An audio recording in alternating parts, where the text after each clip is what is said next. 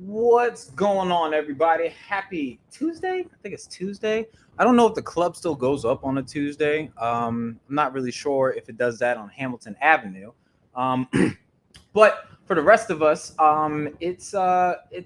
we're just getting home at this time. So for those that are just driving home, you know what I'm saying. For those that are settled in, for those that, yeah, I actually just took my do rag off. My guest can attest to it. He's all nice and comfy. You know what I'm saying. He's getting himself lifted. He's getting himself right backstage. I told him to get comfy, you know what I'm saying? So that's what we're going to do tonight. This should be a very fruitful conversation. This should be a very insightful. Might be some laughs. I still need to figure out who this dude's main is on Super Smash Brothers because he did not allude to who that was when I hit him up originally. I've been trying to get this brother on here for, I would say, the last couple of months. I met him. We shared a space together back in August of last year. But it should be dope. It should be interesting. It might pull on some baby hairs at the end of the day. But anybody that knows me, at the end of the day, we're just going to seek to understand, not to be understood. Context is my favorite color. Nuance is my niche. Before we get into that and I bring my guest on, I'm gonna drop the intro real quick. They threw my ancestors in the ocean. Now we became the new wave, and we're about to drown this system. Every time I go in, every time I go in, every time I go in, boy, I'm jamming. Every time I go in, every time I go in, every time I go in, boy, I'm jamming. I'm a kid, I'm a kid, I'm a kid, man. I'm jamming. I'm a kid, I'm a kid, I'm a kid, man. I'm jamming.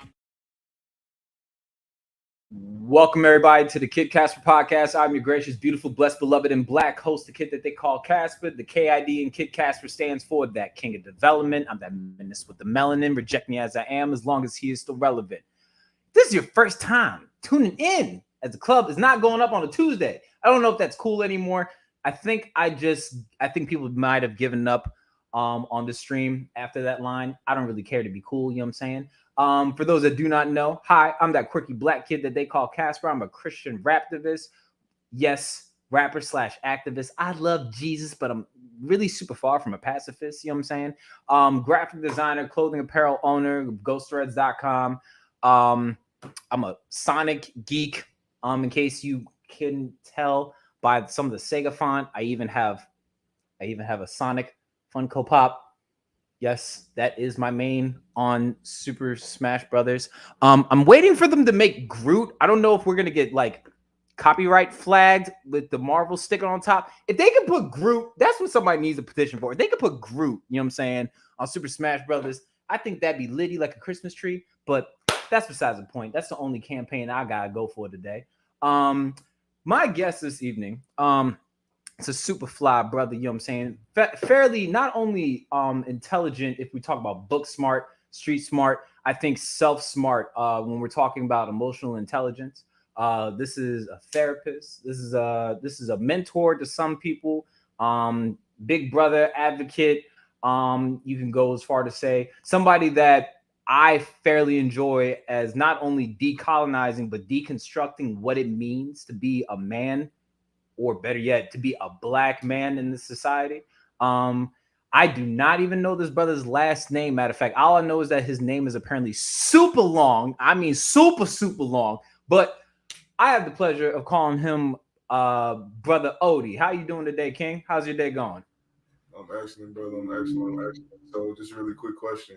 Am I allowed to continue smoking on a live stream? Oh, bro, you good, man. Look, dog. I already told you before we went live. I said, look, if you need a drink, drink a drink. If you need to smoke a blizzy, smoke a blizzy. Just don't get naked. That's it. You know what I'm saying? Like, we got kids that watching this. I don't care if you smoke. Smoke is natural. It's gas. You know what I'm saying? We don't need to see any more than skin above the necks. You know what I'm saying? This is I want to make this digestible for the kids. You know what I'm saying? But man, you be comfortable in your skin. You know what I'm saying? This is gonna be all right, brother. First off, I would like to say thank you for accepting my invitation to join me this evening. You know what I'm saying? one of the things that I fairly enjoyed when we shared a space back in August, some of your takes and nuances in the when we're talking about post-traumatic stress syndrome, as far as the Black existence. And I was just like, something about this brother, he got depth. You know what I'm saying? I just felt compelled to just bring you up on here, man. So I just wanted to, first publicly, as I already said privately, thank you for accepting my invitation to the space, dog. Most definitely, brother. Most definitely. I appreciate you facilitating the space for me. It's all love.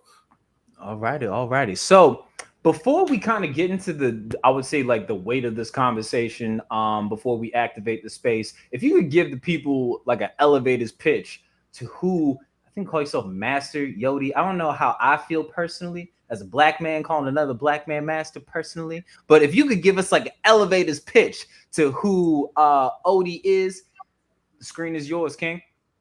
All right, boom. So my name is Odi Lakachi William Ezekiah Onkwe, right? Better known as Mr. Odi, Master Odi, whatever name comes to mind is the name that you were supposed to use, right? It's the name we're supposed to vibe on. So I am an Africentric mental health practitioner. I am also an Africentric master life coach. The reason why I'm a master life coach is because I have a master's in community psychology with a focus in Africentric theory plus 10,000 hours of one-on-one client interaction. That is what I do. I'm also a content creator. I was at 101,000 followers on TikTok before I got banned. So now I'm building my new TikTok platform, which is at master.odi or Odi Draco 2 TOO. I also create courses. My first course is called the Group Sessions. So the Group Sessions is designed for people who have issues exploring emotional intelligence. So if you want to become more emotionally intelligent, I do have a course that's designed specifically for that. And it is a living and learning community. So essentially the course is going to continue to grow. At first I had it as a one-time payment of $200, but I'm going to turn it into a subscription-based service for $4.50 a month, and that's going to be coming out within the next couple of days, so look out for that. And the second course I have is what's called Mindful Finance, and Mindful Finance is the intersection between financial literacy and financial psychology. And financial psychology is exactly what it sounds like. It's looking at why it is we spend money on what it is that we spend money on. So this course is designed for the people who are looking to become more financially literate, but don't necessarily want to go through all of the numbers and all of the like fancy stuff that regular personal finance offers. My course offers the why you spend your money on what you spend money on. You know what you spend money on. You do it all the time. You see it in your statements. You see it on your credit card bills. We're talking about why you spend that money, right? You spend money because you're sad. You spend money because you're uncomfortable. You spend money because you celebrate. We look at those particular behavioral patterns and we try to install behavioral patterns that are more conducive to financial wealth and financial maintenance over a long period of time. All right. And also, last time I checked, because I actually tagged you in the TikTok video this morning. Look, I don't think you're banned anymore, brother. I'm looking at you right here. You had one. Oh, brother, I literally cannot log into that account. You can't log into it. Oh, they hacked you. They shut you down then, dog. That's what it sounds like. Oh man, that's unfortunate. But one thing I was not able to do, but I will do. I will pin your Black Wealth website. I'll pin that in the comment section and put it up in the description. You know what I'm saying? We like to support one another in here. So that way I could redirect traffic your way. So they can, you can break them off a little something that you just pontificated to. I think that would be dope for them, dog. But yeah, man, this is one of the reasons that I definitely wanted to have you on here is, for you to be able to tell your story, share your experiences, especially while navigating in these different spaces. Also, like your motivation behind it, and what I would say compelled you to get into these spaces. But once again, before we get into that, it's time for the super intense questions. You know what I'm saying? Have you ever watched an episode of my podcast yet, sir? Are you familiar with this program cool, awesome. I love this part. Okay, bet. So my first intense, super thought-provoking question is, if you had to pick a favorite Disney princess, what favorite Disney princess would that be, sir? Tiana, because she's Black. Interesting. I had a couple of people say that, but then they're like, you know what? I think I'm gonna go with Cinderella, but Brandy Cinderella. You know what I'm saying? Even though, you can go as far to say that's not Disney, My gripe, I would say, with Tiana is the fact that she spent most of the movie being a frog. But representation is still important. Yeah, I don't know. It kind of switches. It used to be Pocahontas, but then I grew up. Nah, that definitely That was a story about statutory rape, sir. Let's not do that. You know what I'm saying? It was bad. It's terrible how I would say just the entertainment industry, and even just, if you want to say, Disney likes to commercialize off of things that are just disgusting. So it's just like, nah, I'm good. My next super intense, this will kind of let me know how much cooler you are than me. You know what I'm saying? If you had to pick a starter 6 Pokemon set, you know what I'm saying, to go against the Elite Four, what 6 are we rocking with, dog?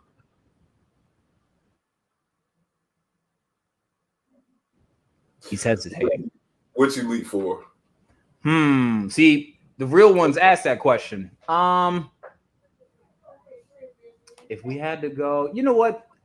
We'll make this one tailor fitted to a classic. We'll go with Johto. We'll go with Johto League. That's generation what, 2? I believe so. Yes. Generation 2. That's the one with the bug Elite Four. His name is Kai something. Okay, I got you. So. Yes, sir. Yes, sir. Say less. My starter would definitely be Typhlosion, but that Typhlosion would have to know Earthquake. That's 1. 2. I would have a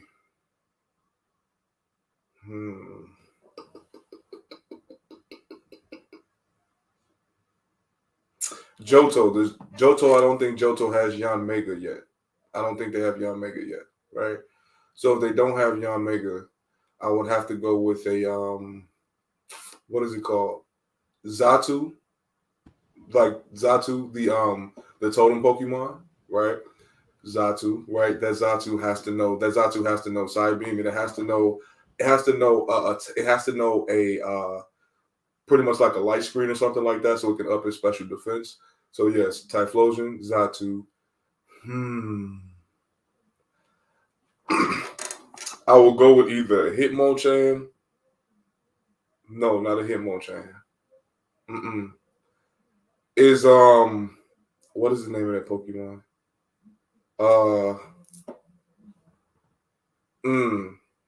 It's the sumo Pokemon. I'm trying to remember which one it is. It's Hariyama. Is Hariyama Johto?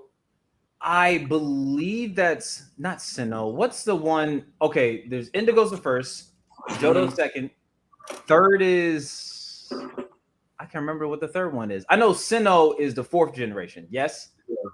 Too many generations. But it's okay. It's okay. So we I'm just gonna go with original 150 then, just to make it easier, right? So Hitmonchan, we're gonna do Hitmonchan, but the Hitmonchan has to know all of the elemental punches, right? All the elemental punches, including Mega Punch, and I need Mega Punch just to like pull out a stop. Just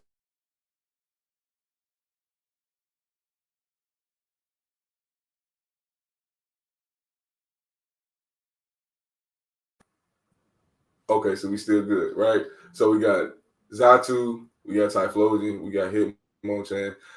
I need a Pokemon that is specifically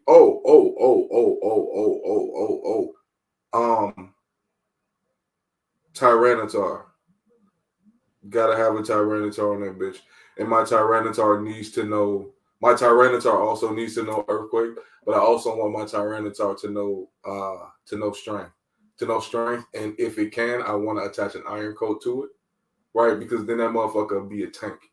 It'll be over with, right? So that'll be a Pokemon that could just eat shit. Mong. Let's see what else.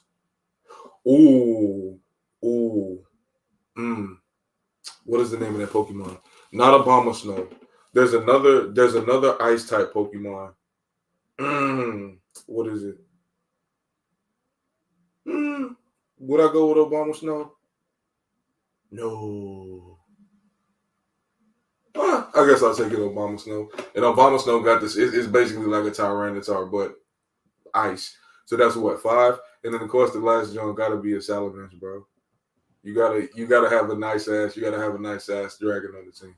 a salamence that knows Dragon Fang 1, 2, Swords Dance because that attack is gonna be nasty, and Dragon Breath for the paralysis and the crit hit, and then finally just some off the wall shit that's gonna take care of that. That's gonna take care of that special attack. Yeah, so that's gonna be my team. See, I appreciate. Oh wait, back up. Switch out that if I can. Okay, all right. Switch out that Obama Snow for a Feraligator because the Feraligator will give me that ice and that water that I'm looking for because I recognize that I had an imbalance. I'm like, I don't have a water Pokemon on there. All right, now we good. All right. You know, Feraligator, I think it's the one Pokemon whose name is so long that they actually had to remove a letter just to fit it within the name bracket. A lot of people don't know that. You know what I'm saying? That's funny. That's some funny stuff. People were texting me. It was like, he went a little too. Hey man, people appreciate your need for excellence with elemental punches with your Hitmonchan. You know what I'm saying? Yes, absolutely. We care about stuff like this. And I didn't even know this dog knew anything about Pokemon that deep. But I asked everybody this question. Yes, he indeed passed the vibe test. You know what I'm saying? He's doing pretty good. You know what I'm saying? A lot of people like to cheat when they ask this question. I don't really know if this would have been a cheat necessarily. I would have had to get my hands on an Entei dog. I don't know what it was. You're tripping, bro. Not that's definitely a cheat. Is it though? Yes. Here's the reason why. Why. Notice how I did not say any legendaries or pseudo legendaries, bro. If we're doing a clean run, if we're doing a clean run, right? If we're doing a clean Pokemon run, bro, you have to go with any Pokemon that are not legendaries because legendary Pokemon come OP. That's like you trying to race a Honda Civic. That's like you trying to race a Honda Civic STI against a 1996 Chevy Impala Super Sport. Like that Super Sport come off that shit come out the factory ready to go. Like it come out ready to fucking go. Like it's a legendary car. The STI comes in multiple iterations over time. You're not gonna find no more of them 96 Impalas, bro. You not. That bitch come off the line ready to go. It's just the Entei dog. I just need Entei to talk to me the whole time, bro. He give me that what is it? I feel like he's that male figure I've been looking for all my life. You know what I'm saying? He give you that Mufasa feeling. And I understand that. That's the reason why Entei is my favorite legendary dog. Like he's my favorite.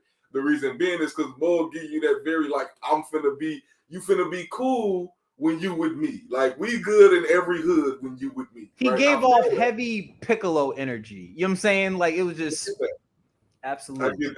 I get that. Absolutely. So my brother, he said somebody texted me again. They said elemental punch. Yeah, it's okay. If you don't know, you know. You know what I'm saying? So one of the main reasons I wanted to have you on here, as I've started this journey as far as like just having conversations with people. I don't like to call these things interviews necessarily. I feel like interviews are a little too impersonable. You know what I'm saying? So like my idea or like my mission at the end of the day is to humanize the content creator. You know what I'm saying? A lot of people, they see the followers, they see the content, they see the hot takes in these 1 minute to 3 minute clips. But you never necessarily get to know and I would say like digest somebody's story. So, I obviously, I've been brutally honest on here. I've shared a couple of tears, and by a couple, I mean a lot. I don't really, you know what I'm saying? Black men need to cry, you know what I'm saying? But I think that this will be dope and kind of gives people a deeper dive into who you already are, you know what I'm saying? Yes, somebody texted me again with the elemental punches. Yes, let that be normalized. You know what I'm saying? The elemental punches, you know what I'm saying? Earth, wind, and fire, all that in a punch. Yes. People mad about the elemental punches. No, I think what it is though, I have partners from like high school that are like texting me. They like, I know you gave this man a script. It's like, no. When you know, you know. Bro. Okay. Validate my nerd for a second. You know what I'm saying? Yes. It's the tactical advantage. Absolutely. But before we get into the deep dives and conversation, if you can go back as far as you can remember, brother. Tell us the early stages and development of a young Odi, King. The screen is yours. That's very interesting. So I think recognizing that there was a difference between who I was as a black man and who I was as an African man was a foundational understanding of who it is that I was as a person, right? So, peep game. When I was a young boy, I remember the day that I found a binder with my name on it, but because I had always been called William, I didn't recognize that I had another name. So I saw the binder in my father's closet and it said Adi Lakachi on it. And I thought it was one of my cousins. So I brought it to my mother. I said, "Mom, who's this?" She said, "That's you." I said, "No, it's not. My name is William. This doesn't say William." She says, "No, that's your first name. Your first name is Adi Lakachi," right? So recognizing that this was another part of my identity or another layer to myself was relatively interesting. The very next immediate thing was the relationship between myself and my father and how that relationship developed and how it became a central part of my development moving forward past that point. So my father and I's relationship when I was younger was relatively contentious. And the reason why it was contentious is because my father had his own set of things that he needed to understand for himself that at that point in time in his life, I don't think he understood, or I don't think he understood how it impacted him. Um, let's see. Now, when you say young or as far back as I can remember, how far are we looking? I mean, like, bro, whatever you feel comfortable with at the end of the day. My goal is, allow you the space to share your story, whatever you are comfortable with. At the same time, if I feel compelled to ask, hey, bro, if you need us to switch the subject up, I'm also here to protect my guests at the end of the day. So, bro, you can talk about the days of a snot nose. You know what I'm saying? You give off heavy like 6'4" energy. You talk about dripping out of the fetus. You can go that far if you need to. I don't know, bro. If we talk about just consciousness, wherever that is for you, wherever you fall back for that. But whatever you're comfortable with, dog, it's on you, man. I got you. So, the development of Odi. I think that what happened with me was that I was an individual who had to recognize how it is that I presented myself amongst my peers based upon this perception that my worth was always in question or my worth was always being evaluated, right? This comes from being the child of an immigrant parent or being the child of a parent of the diaspora where the value systems are different, the expectations are different, even the way that it is that they deal with emotional things or emotional back and forth are different, right? If I remember correctly, when we shared a space a couple months ago, I think you said your father is Nigerian. Yes, if I'm not mistaken. Yes, Nigerian. Yes. Continue. I was just curious to see if my memory. I'm coming down from a grade 2 concussion, so I wanted to see if I still remember a couple of things. Gotcha.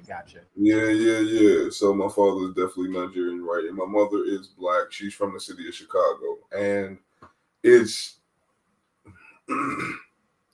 growing up in that space and recognizing how those two lifestyles or how those two cultures juxtapose within me, being a black man and understanding how those things shaped and molded me. I hear you mention this a couple of times, and I've always been curious to have somebody break this down for me. You say knowing that you are a black man, but also knowing and acknowledging that you are an African man.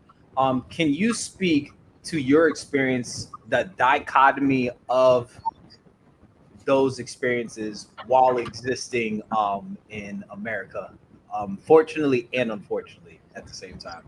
Most definitely. So, of course, when I say African, I mean continental African. And when I say black, I mean American descendants of slaves, right? So, the nuances between those two things are more so the intensities of the cultures in practice than anything else.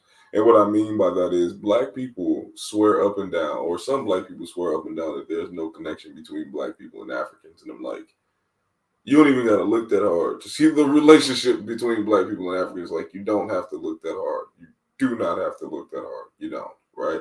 That's one. But also, two, recognizing that being in the space of the United States, or being in the space of, white people, or being in the context of whiteness, or being contextualized through the lens of whiteness, it creates a schism between what is valuable in blackness and what is not. That is both the fortunate and unfortunate part about being or existing in the culture of both a continental African and an ADOS black person. It's recognizing the entire spectrum of devaluation of blackness across the board. It's like, yo, y'all don't even see how deep this goes and how much of a common, I guess you could say, a common thread or a common foundation these things have, right? The fortunate part about existing at that cultural intersection is that I never had to question where my culture was. I never had to question where that came from. Like, brother, my sister just did an ancestry test, and me and my sister shared the same parents. We all that, right? 72% Nigerian, 18% Congolese or Central African, right? So, in like 6%, in like 6% other Africans. Brother, I'm 96% African. 96% genetically, right? I'm only 4% unseasoned. It's a great time to be alive, right? So when we sit and think about this whole idea of what cultural identity is, right? This idea of how it is we come to understand what blackness is, or how we as an individual resonate with particular signifiers or symbolize or symbols of blackness. Excuse me. All good, brother. I think you about to hit that blizzy a little too hard. Hit that water real quick for me. We try to preserve black life. We ain't trying to put it in danger, dog. Hey, listen. It's a multitude of things going on. Not only that, but it's also allergy season, brother. The weather has broken, and it's like I keep my window open, so it's like I'm right behind the backyard. So it's like that crosswind with that pollen. It's a wild jump. I'm happy. I don't got to deal with allergies. I have enough issues. I one of the things I was telling my girlfriend the other day is awful. I was saying, like, I already have bipolar disorder. Don't give me allergies. I'm good. If I had to pick, I don't. Man, fuck that. I don't need them both, dog. I already exist on this emotional spectrum. I don't need a stuffy nose too. Yes, like that's a little much. Do you know that a molecule of pollen literally, it is in the same symmetrical shape as the Death Star from Star Wars? That's a hilarious. It's a hilarious. Let that sink in. That's a hilariously nerdy fact, right? But yeah, man. I mean, fortunately, I never had to question where it is that my culture was from. I just knew, like, oh, I don't have a connection to Africa, bro. My dad sounded like he just came off a boat. We're not the same. Oh, like I do this, that. I'm like, brother, I've been eating goats and live chicken. Well, not live chickens, but killing chickens and all that stuff since I was a young boy. Like, none of this is new to me. None of this, right? So, but also, once again, unfortunately, seeing how it is that Black people perceived Africans, right? It's just this very odd relationship that comes from contextualization of Blackness through a white lens. It's the same thing with Africans, right? When you get around particular Africans, they have this contextualization or this perception of Black people, and I'm just like, where did y'all get this from? Even though I know exactly where they got it from, it's still this idea of cultural superiority. And it's like, no, y'all are pulling this from the text, or you're pulling this from examples that are rooted or that originate in the onus of whiteness. And you're not utilizing your own cultural implications or your own cultural symbolisms to identify the relationships between the two. Yes, the diaspora wars are extremely exhausting. But yeah. I think one thing that I always find interesting, I have a brother that's Ghanaian, and one of the things that we were discussing, if we're talking about this, also like this weird like I would see like this weird tension between like African Americans, ADOS, and Africans is like I would say like at least just from what I've learned from his speaking from his experience, he says like Africans will see African Americans and be like, well, I don't know why y'all can't get it together. You know what I'm saying? Look at us over here. We're doing just fine. Some of them, there are obviously parts of Africa that have been colonized and that have been impacted by colonialism. And then obviously America is America. You know what I'm saying? With three Ks. And they always speak on it as this like weird contentious as you said, it's warped by whiteness, which in itself is anti-black. It's always interesting to hear how we can point at each other and like there's a splinter in your eye, a 2x4 in your eye, a little bit of dust and something on your pantaloons. But I feel like even I would say combating one another with these differences is just causing more division. Can you speak to that at all by chance? Yeah, man. I mean, to be quite honest, to be completely and totally honest. As if you weren't being honest before, my brother.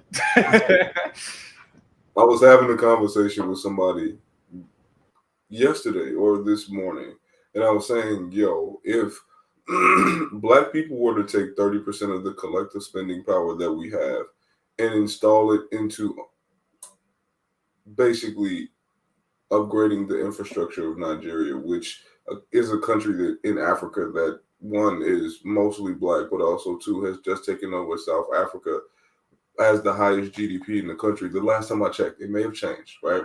But still, Nigeria is up there. If we assist or if we begin investing in ourselves in the way that we say that we believe that we should, then we will have foundational change. We can create hubs for excellence, or we can create hubs for propulsion. We can create these things, right? It's not as if though it's impossible. What tends to occur is that we perceive blackness universally to be, unfortunately, we perceive it to be unworthy. We perceive it to be something that we should not invest in, right? Perceive, or that's how we used to perceive it, right? We don't see ourselves as valuable. We don't see ourselves as something that should be invested in, unfortunately, right? And the reality of the situation is that yes, there are political instabilities in these countries. Yes, there are, things that make it difficult to really, truly, and honestly stabilize parts of the economy. Yes, these things are understood. They don't always have to be explained.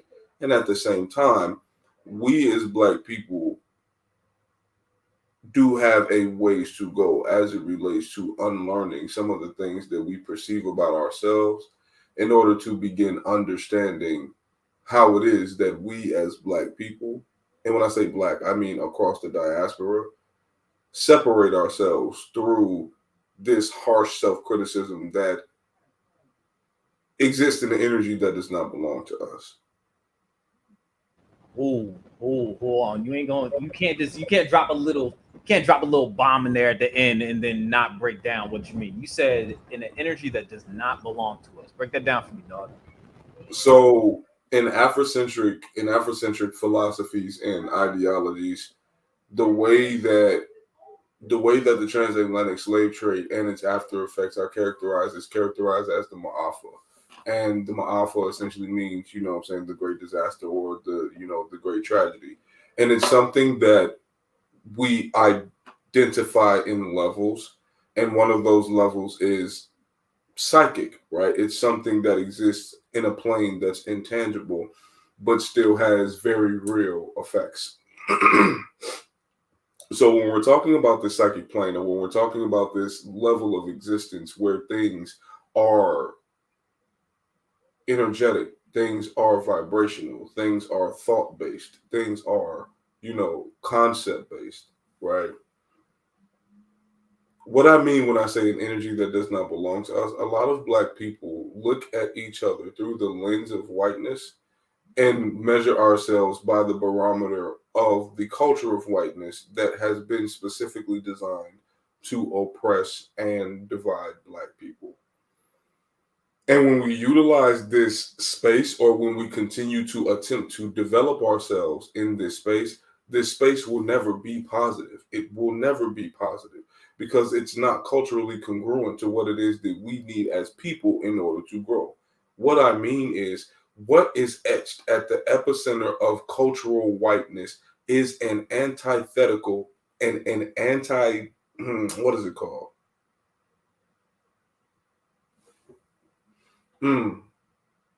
Yeah, antithetical. It's an antithetical stance to cultural Blackness. That's what it is. And when I say etched, I quite literally mean etched. You can go back to the center of whiteness anthropologically and find etchings of anti-Blackness in its libraries. This is not an opinion. This is cultural fact.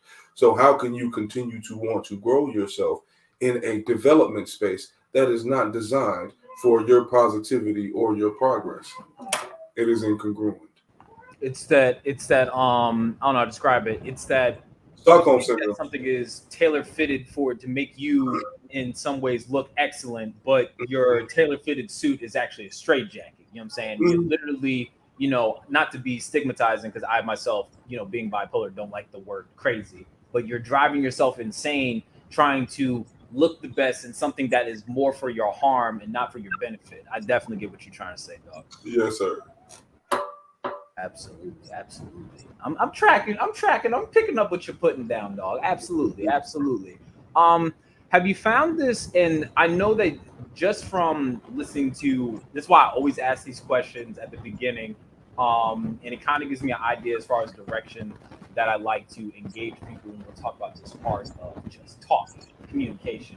Have you found it difficult when we're speaking on whiteness's influence in these spaces that we don't own, unfortunately? Have you found it difficult to embrace yourself in your Blackness in these spaces while being, I don't know how to describe it, different to some degree? And when I say different, I mean like you are not in the conventional box of what Blackness is to be a man in this society. Can you speak to that experience at all in your development?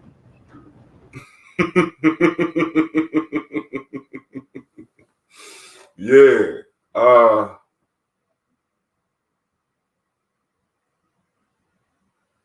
As a young bull, I was never taught to place value on the box.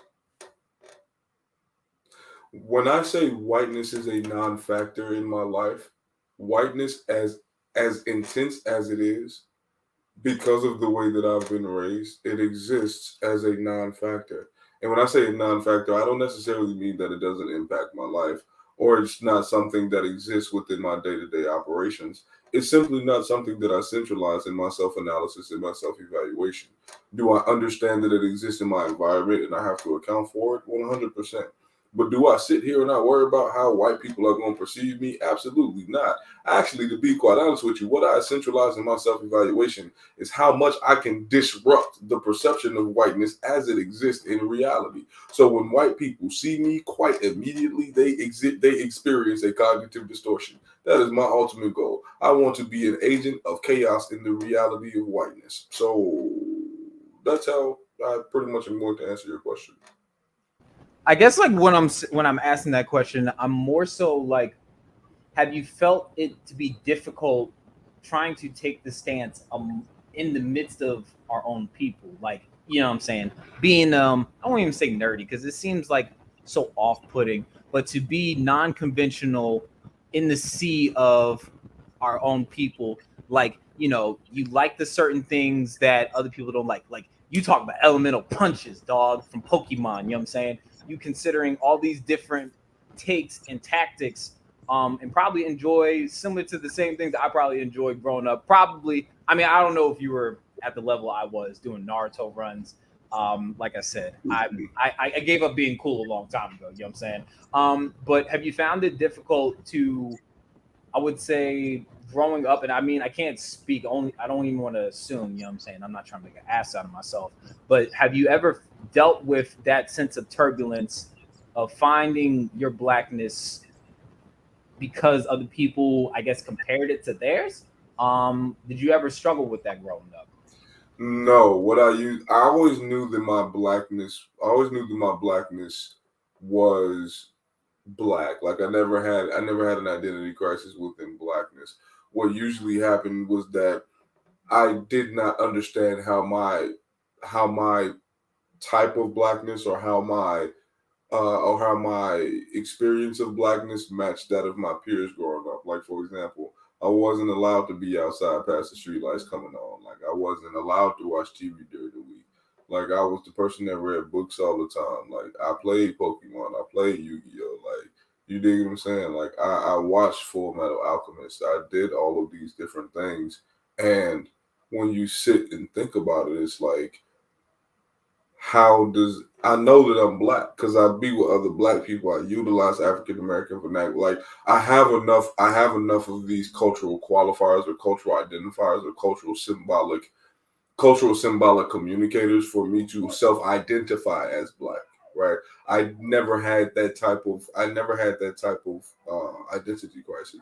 What usually happened was that my experience within my blackness did not fit that of my peers, which then caused me to have social friction. So the intensity was not that deep that it made me question my blackness. It made me question, goddamn, I know it's a different type of nigga. Why I gotta be with this type of nigga? I feel you, dog. I feel that. Definitely get that. So I guess like the one thing that I'm curious about is what made you want to become this version of yourself. You know what I'm saying? Like when I say this version of yourself, it's obviously you, but did somebody instill that in you? You said that you grew up around people, so you knew you was that nigga. You know what I'm saying? You just knew who you was off rip. Who were the people that helped, I would say, nurture that about yourself? Who were the people that helped you, that taught you self-love at such an early age in your development that you didn't really struggle with that? So let me be very clear. I never said I did not struggle with sense of self. I said I did not struggle with sense of identity, right? Of cultural identity. There's a difference between the two, right? I always knew who I was culturally, right? I never had to worry about whether or not I was black, African, that was never a question. How it is that I applied those things to my environment and my exercise of blackness, yes, that caused a insecure sense of self that was difficult to resolve over time. And the reason being was because my sense of self was not constructed well because I did not have, once again, that social feedback because of my interests not lining up with my peers. You dig what I'm saying? So who helped me to modify that, or who helped me to, I guess, grow into myself were, first and foremost, it was my mama, of course, because, black men and their mamas, that's one. But also, two, the other black women who recognized that how it is that I was moving and how it is that I was learning was impacting my ability to navigate not only cognitive intelligent places, but emotionally intelligent places as well. Because, brother, like, it got to a point where I was extremely intelligent, but I was hell in the cell, my boy. Like, I didn't give a fuck about what nobody was talking about. I'm talking about, you can tell me to my face, get out of my classroom, I'm be like, fuck you. I'm trying to talk to my peer.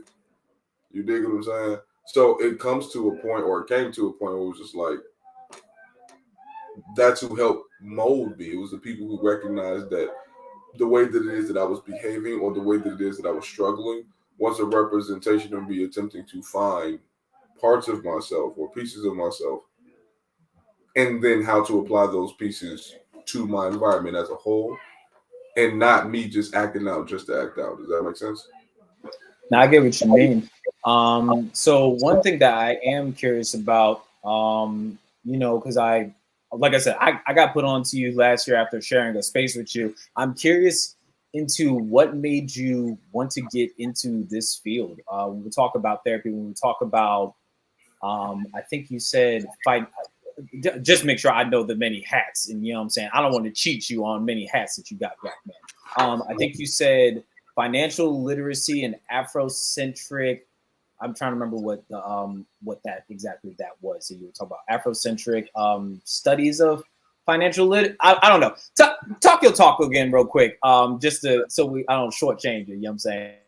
All right, so we're gonna break it down because I know I have a number of titles, but it just they're all just specifiers. So Afrocentric concentration basically means that the way that it is that I evaluate socio-cultural, anthropological, or psychosocial occurrences. I situate blackness in the middle of my evaluation. I centralize blackness in every single evaluation.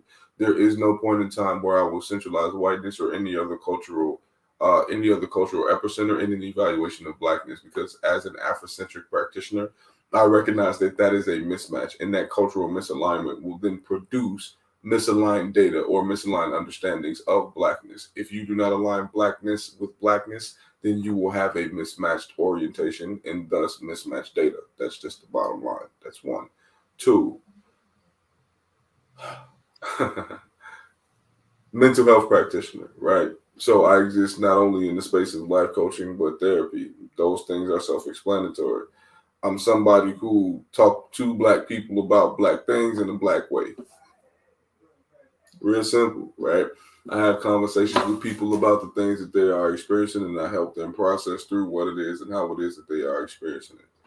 I tell my clients all the time, listen, I'm just a brother who's been taught how to talk this talk in a way that can help you understand how to walk your walk. And it's not nothing real complicated. I've just been taught how to put pretty words together in such a way where it helps you process what it is you're thinking and feeling, right? So that's mental health and wellness. Financial literacy. So when I was getting my master's in community psychology with the focus in Africentric theory, right? Community psychology essentially means how it is that the community engages with one another in an ecological way, right? So in Black communities, we tend to have this relationship with finance and financial literacy that is not necessarily the healthiest. The reason being is not necessarily everything that has to do with us, but we can take accountability in particular spaces in order to grow the skill, because financial capability and financial literacy do not have a statistically significant correlation. In other words, you do not have to be rich in order to learn about money. In fact, there are a number of rich people who don't know shit about money, but how to spend it, right? They don't really know why they're doing what it is that they're doing. They're just following a blueprint that somebody has given them, which is the reason why when they have children and their children get to fucking through their money, they don't understand why their children are fucking through their money. The children are fucking through their money. The children are fucking through your money because they watched you utilize your money to overcome or compensate for things. Say that. And because that child did not have the ability to translate that cognitively, they saw that they could spend money in order to pacify themselves. That's the reason why they're spending money like that. So in the African American community, we have cash flow and cash acquiring issues, right? Or cash resource issues. The reason being is because of racial stipulations that exist around access to this liquid equity, right? So what we as Black people have to do is we have to strategize around these obstacles in so much that we retain the money that we earn, because we recognize that we are not gaining full dollars, and we need to be much more, how can I say, much more strategic with how it is that we invest our dollars, right? So we're looking for things that if we have the excess funds, looking at high risk, high reward things isn't the worst thing to do, especially if you have not a lot of liabilities, because it allows for you to, once again, shoot for the moon. There's nothing wrong with that. But a lot of Black people operate from money scripts that have scarcity in mind, or they have families that they need to contribute to this financial ecosystem of this family. But because there are multiple people within the ecosystem that don't have these financially literate behaviors already understood, you begin to hemorrhage funds. The financial literacy, because it's specifically because I specifically look at it from the perspective of Black people, once again, Afrocentric, I begin to understand not only just the behavioral patterns, but the implications that racism has on our ability to even acquire these finances that we are attempting to maintain. For example, people ask about reparations, 40 acres and a mule, this, that, and the third. I developed an entire timeline where I figured out where most of this money went and where most of this money is going now. One great example is the Homestead Act. The Homestead Act was utilized, I want to say after the Civil War, if I'm not mistaken, in order to assist the South in reconstructing the entire South, right? Because what they wanted to make sure is that the economy was restabilized because they no longer had the slave trade to extract this profit from the economy. So they had to rebuild the entire South. Where did that money come from? That money came from the 40 acres and a mule that was supposed to be given to the returned soldiers from the Civil War, the free slaves. That didn't happen. What happened instead was that they installed sharecropper, the Sharecropper Acts. And the Sharecropper Acts essentially was it allowed for the previous slave owners to essentially turn their plantations into land shark plantations or into loan shark plantations. They would loan out equipment for the sharecroppers, i.e. the free slaves, to utilize these equipment in order to till the land so that they can make money. But because the equipment was rented out at such a high cost, the person could barely work their way off the land. So it was indentured servitude that was specifically crafted for these slaves to no longer be able to leave this plantation once again. Around that system, they developed what was called vagrancy laws, right? So the vagrancy laws essentially stipulated that if you didn't have a job, meaning if you did not want to work in this forced labor system, you would be arrested and forced to do labor anyway, right? So this is where the pennies on the dollar concept of paying Black people came from. So you have to understand, this started in the 1800s, bro. This was after slavery. And this is what people talk about when they say, oh, well, slavery ended such a long time ago. Yes, but directly after slavery was the Jim Crow implementations that still sucked money out of the Black communities. By the way, the Homestead Act to this day, present day, I want to say either 1.9 or 9.1 million current or 19 million white families is one of those three numbers. Million white families currently directly benefit from these funds that were reassigned in the Homestead Act from these free slaves to these white homeowners and these white landowners. Today, that's one example, right? So the one thing that it's funny, I was having this conversation about reparations. I'm over here switching my mic out. One of my mic started shorting out a tad bit. One of these conversations I was actually having the other day when we were talking about reparations. First off, anybody that thinks slavery ended, it didn't really end. It just mutated into something differently. You know what I'm saying? But when we were talking about reparations the other day, I don't think people recognize how deep this runs. Like, reparations did happen, but slave masters and people that, bought our people were quicker to give reparations. There were reparations on ships. Do you know who Lloyd's, I think it's Lords of London, if I'm not mistaken. It's a UK insurance company. Are you familiar with them? I've heard of it, but I think the parallel that you're about to make is similar to Bank of America. But I know this in particular, Lords of London, they're the same people that insured like the slave ships, and they actually insured Patrick Mahomes, his body. He just recently, it was like 2 years ago, he signed a $500 million contract, you know what I'm saying? So basically, if he gets hurt, right? If he gets hurt and he's not able to fulfill his athletic contract, you know what I'm saying? Teams still get paid. They like, look. Y'all still got paid, but we got you covered. You know what I'm saying? And I think it's like, one, I don't really like watching football, obviously for for Kaepernick's reasons, but something about Black men bashing each other in the head, getting CTE and not being taken care of. while fighting out of violent neighborhoods to entertain white folks. Not my cup of tea. That's just me personally. But I always find it to be interesting that you will see the solution to our issue, I would say like our plight, that are utilized to pacify and I would say assist our oppressors, but we don't see that effort obviously falling in that ball coming in our corner. We already know the obvious answer. I'm curious to hear you on your take. Why do you think that is simply not happening for us? What isn't happening for us exactly? If we're talking about, well, first off, I think it's kind of interesting and a bit egocentric when we're talking about, like, not for us. I'm talking about when we're talking about the subject of reparations. It's the equivalency of like a kid getting in trouble, parents finding out about it, and then the kid somehow picking their punishment. That's how I feel about white people talk about reparations to us. It's like, I don't think you guys get to pick a number. Personally, I'm good. I think y'all need to just sit down in the corner, let us dilly that up, and then we'll go with that.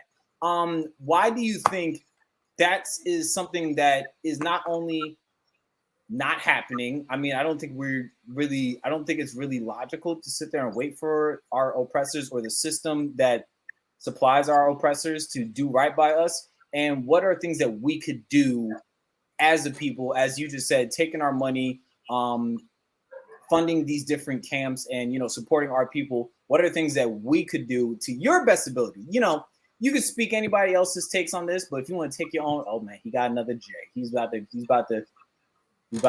be back with us, folks. What insight, or would you say like thoughts that you could have that you could, if you had to like nurture and cultivate like reparations, what it could look like for us? Obviously, we're not getting assistance from the system.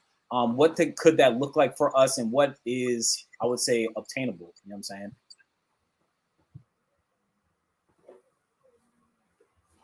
Couple things. First thing for me is this. I don't believe in asking an oppressor for a handout. It doesn't make any sense. The reason why reparations is not happening is simply because white people do not value black people to that degree. It's not rocket science.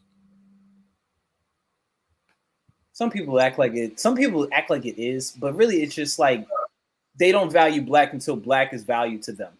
Brother, let me ask you a question. If you go in the store, right, and you see the price of something, right, if you recognize that what it is that you see the price on, or the object that you see this price on, right, if you recognize the value of this object in your ecosystem, will you not pay the price for that object? Well, I don't really like going to the store. Are we talking about like a thrift, or are we talking like a department store? Which one are we talking about? It doesn't matter. A store, period. Any type of store, whether it be e-commerce. If you are going to purchase something and you see the price of the item that you are going to purchase, if you recognize the value of this item in your ecosystem, are you not going to purchase this item?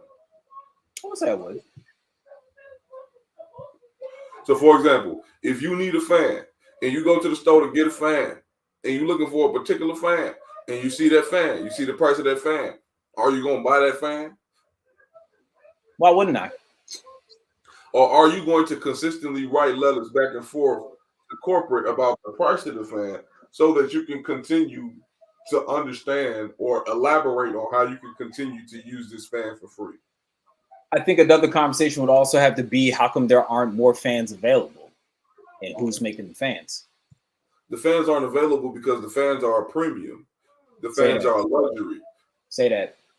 Right? So once again, the price of blackness, if you really want to keep it a bean, the price of blackness, the price to pay for the culture of blackness will bankrupt the United States of America, because they would have to continue paying the tax on utilizing that culture, because our culture by itself drives the largest part of the GDP of the United States. Say that. So this is what happens when you get a second J. You lean over to the left. I think you're on your left. I'm thinking that's your left shoulder. You lean over to the left and you just say something smooth like that. You tap into Uncle Snoop mode. Is that what's happening right now? Oh shit, no, brother. That's just what it is. Like me being hot don't change the fact. Oh no, bro. Nah, look, man. I already told you. Get comfortable, get lifted, ride with me through this. I think that one thing that is never discussed is like we could talk about the disparity and our plight is so much, but also recognizing the power. There obviously there wouldn't be something special about us if there weren't so many handicaps against us. Get back to Super Smash Bros. For a second. If they know your man's is nice with the controller, you know what I'm saying? And you put, say my man right here. I don't know if most people use Sonic. I don't know. I will tend to use Ike, and that's beside the point. If I know, if y'all know I'm about to give y'all that work, you know what I'm saying? If y'all know I'm about to give y'all that work with my man right here, you are going to put every obstacle, handicap, everything against me, the damage control that my man could take will be astronomical and will set me back lives and lives and lives and lives back. Don't matter how many times I bring up a new life, there's still going to be a handicap against my mans. You know what I'm saying? Super Smash Brothers, we'll talk about lives, we'll talk about generations. If they already know that we are going to be the most difficult opposition, then they're going to make the opposition that the opposition goes through that much more difficult because they know how potent our power is. I think what we do need to step away from in some sense is I don't like to say that we don't have anything to cry about because that would be ignorant in some sense. I mean, like it's Baltimore. I'm in Baltimore right now. Pretty sure if I put a hoodie up, I'm 6'3". It's on and popping in certain areas. You know what I'm saying? I do believe that we do have to recognize to some degree the greatness in us, and that is what, to some sense, and you probably remember me saying this on the last time we shared a space of what true excellence is. Curious to hear that thoughts on what's wrong with Sonic. What was wrong with my Sonic analogy? I felt like Sonic was a good analogy. I didn't say the Sonic analogy was not you. Was talking about my homegirl in the comment section. She ain't like Sonic. Yeah, what was wrong with Sonic? I mean, like, no. I'm gonna take your analogy a step further, right? Here's the thing. Break it down for me, dog. If we playing Super Smash Brothers, and I know that you're using Sonic, it's not just an obstacle, right? That's too general. I'm creating obstacles that are specifically crafted for Sonic. For example, if I'm playing against you and you're using Sonic, first of all, I'm going to get a motherfucker who's going to be hard as hell to knock off the board. Because Sonic bounces a lot. Sonic is a fast character who uses a lot of power moves that build up off of bounces, right? It's a 1-2 smack, right? That last smack is that power smack. That's the reason why it charges every time you bounce. So I'm going to pick somebody like Donkey Kong or King DDD that you're not going to be able to just knock off the joint, right? Donkey Kong, King DDD, if I really want to get ugly, I'm going to choose Ganondorf because Ganondorf is Captain Falcon, but just heavier, right? That's one of the two. That's one of the two, right? Can we agree that Ike is on that same energy, though? Ike is, but that's the reason why when you said I use Ike, I'm like, you one of them niggas. Because Ike is OP because he fast and he can swing that sword real quick. And I'm but he's not really fast. He's just heavy. Yes, he is, bro. And when I say he's fast in such a way where so have you played Soul Calibur? Not in a long time, dog. Probably. Okay. I'm dating myself a little bit. I'm trying to take a guess how old you are. I know black don't crack, and you drink water and mind your business, so I'm not going to guess your age. I think like 2006, 2007 last time I played Soul Calibur, dog. 2006, 2000. Okay, we still in the same camp, brother, because I played Soul Calibur. Like I like the dibbling and dabbling and fighting games, you feel me? But let's talk about it from that perspective. The difference between Nightmare and I think his name is Siegfried, right? Siegfried is the version of Nightmare without the Soul Calibur core, right? Siegfried is much faster than Nightmare, but Nightmare's hits take off way more damage, right? Ike is like, who can I compare to Ike in Super Smash Bros?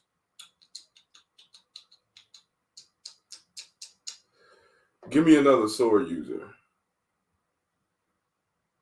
Ike, Link. Because the rest of the story, huh? How about Roy? Thank you, Roy. Yes, Roy. Roy is like Ike is like Roy but faster, and it's annoying because Roy is OP too. Like the Fire Emblem characters off top are OP. They either real fucking fast or real fucking strong, and I don't like them niggas. That's one. Two, Roy is like once you get hit by Roy, you looking at like at least a 30 ball right there. You get hit by Roy too many times, you going off the board. It's a done deal. Ike is like if you get hit by Ike, you looking at a nice like 15 John, but if you get hit too many times with Ike charge ups, you going off the board too.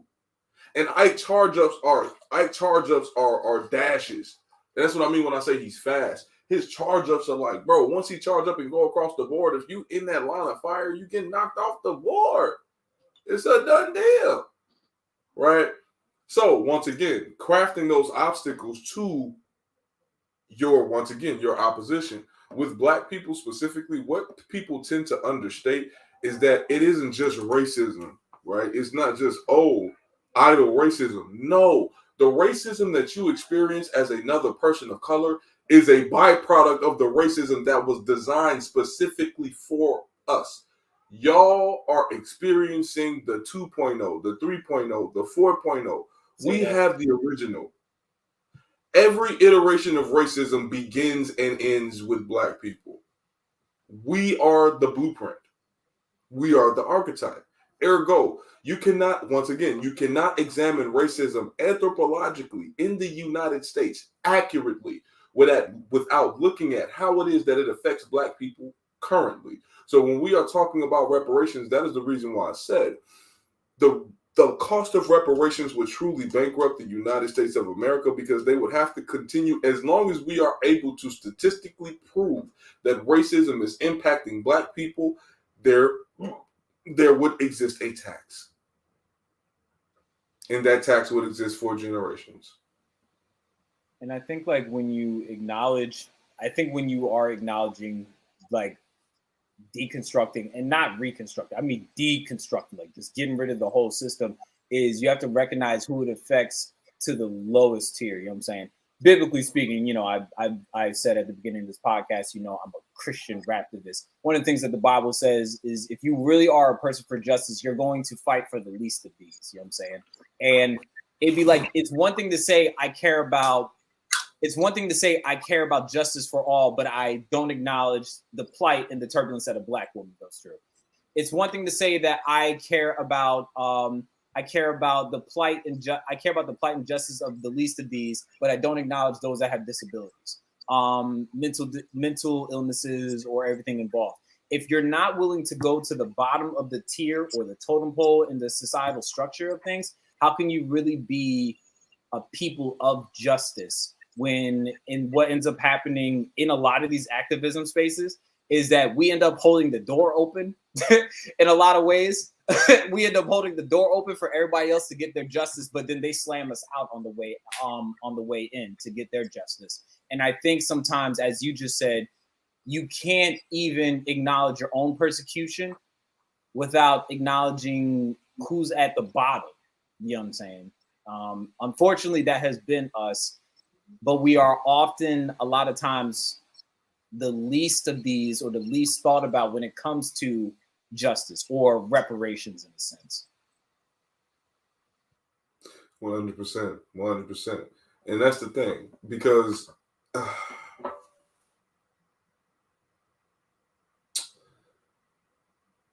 the conversation about reparations for me, quite honestly, is just, it's because I'm not fixated on the idea of asking my oppressor for a handout.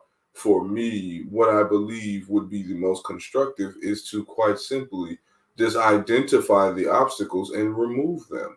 Just remove the obstacles, right? Quite literally make a conscious effort to remove the obstacles.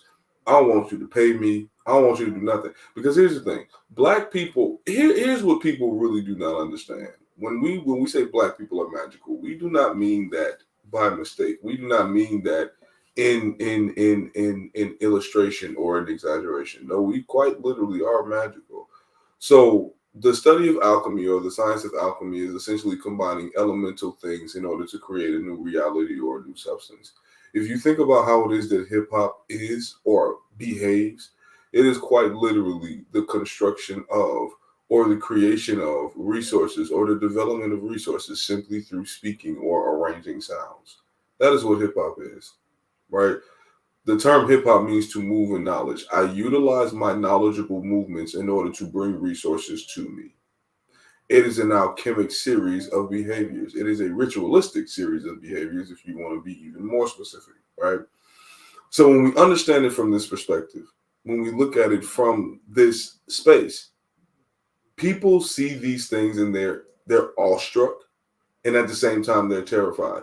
Because if you remove all the obstacles that Black people have from Black people, Black people gonna take everything over. Everything. And it's not gonna take long. Sorry about that. I was over here. First off, can I just say thank you for your patience, and you are sharing this space with me. You are able to go on, and though I didn't even give you any notes, I feel like we were working spiritually on this. I had to switch my mic out. So if it sounded like I was talking to you through like a microwave, with like tinfoil in that mug back when the old Taco Bell days, and it would sound scratchy a little bit, I had to switch my AKG out, but it's all right. We got an iTrack solo in the building. You know what I'm saying? Everybody do me a favor. Head over to that link in my description. Support Black business so I can get a new microphone. That'd be great. You know what I'm saying? Let's support one another so we don't end up sounding like T-Pain talking through like a LG chocolate. And I do have my LG chocolate still to this day. I'm not kidding, brother. I'll once we get back into the the heaviness of this conversation, I will definitely show you, dog. I'm not even kidding. What you about to get on me for? See, I don't like that. I don't see that. I don't like that judgment finger I'm getting over here. I don't appreciate it. You're a wild boy. You said I still got the LG chocolate. I'm like, the chocolate. Yes, yo. I'm not, bro. Hold on real quick. You think I'm capping? 1 second. This man finna go unwrap the chocolate boy. I'm crying. This man really went on a mission to go find this cellular device that was created in the early 2000s. Wow.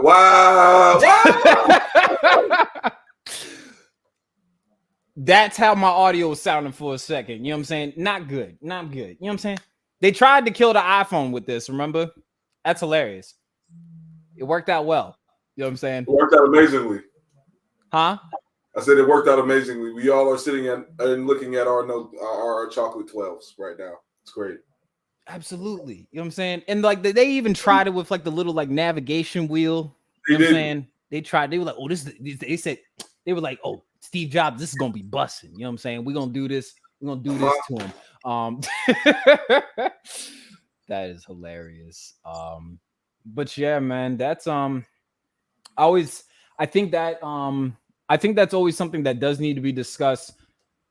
Is I don't know how to describe it. I just don't know what it is about like going to the one that afflicted us with the wounds, with the ones that are going to heal and be allies to our ailment. You know what I'm saying? Thank you. It doesn't make sense to me. It does not. And the reason being is because you are quite literally externalizing your healing to the same person that caused you pain. And that person then gets to place value on your healing that you feel is reciprocal to the healing that you want to do. So in other words, you are looking for this person to give you permission to do the work that you want to do in order to heal yourself. While simultaneously working for the facility that is funding their pockets, and how they fund your pockets is to your ailments. I don't know, bro. I don't know, bro. This isn't now. Before everybody gets a little wild on here, that's not saying that I want to go and start exterminating people. I think everybody had their purpose. You know what I'm saying? Frederick Douglass had his, and Nat Turner had his, and we're just gonna leave it at that. I'll let y'all reconcile that amongst yourselves. God bless you, Selah. Anyway, yes, I think leaving that just right there. I think that's I'm saying. I man of peace. I'm also a man with the two-piece in case it's necessary. I love Jesus, but I'm far from a pacifist. You know what I'm saying? I think another thing I would love to discuss with you, and we talked about this offline a little bit while you came on screen, and I texted you about this. As as Black men in the society, I often see this, and I appreciate this about your takes about this on your content when we talk about misogyny, and we talk about how damaging it is to not obviously, it's a system, a machine that was built to the brutalization of women, especially Black women, how we don't recognize that misogyny also damages us as men as well. We talked about how, how especially commercially, it's sensationalized in a lot of ways that Black men's mental health is often used for clickbait. You know what I'm saying? From Kanye West, crying about the thought of aborting his daughter, Will Smith crying at Red Table Talk, meme, Michael Jordan crying at his Hall of Fame speech, meme. Recently, I just watched this interview with this former NBA prospect. His name is Michael Beasley. Black man crying about what it's like to exist in this society while acknowledging that people have been utilizing his Blackness, greatness, and his talents, his God-given talents since high school, and broke down in tears. Why do you think, to speak to your own experience, you could give, a lot of people can give their own contextualized idea about like why this is a thing. Why is it not safe in many cases for Black men not to be okay without it being commercialized or being used as comedy or satire purposes?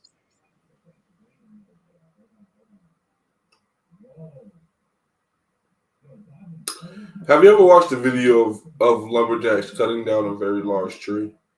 Or have you ever watched a video of a building being demolished, a large building being demolished? No, but I did watch this video of somebody removing the shell from an egg while the little film layer still holds the content of the nucleus of the. I'm weird. I'll send you this. Video, dog. I know what you're talking about, brother, but it doesn't align with the analogy. So peep game, right?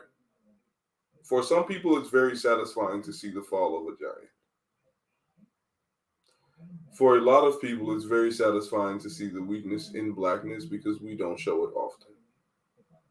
For a Black man to be at a point of weakness shows that there is a chink in the armor of the quote-unquote stoic Blackness, right?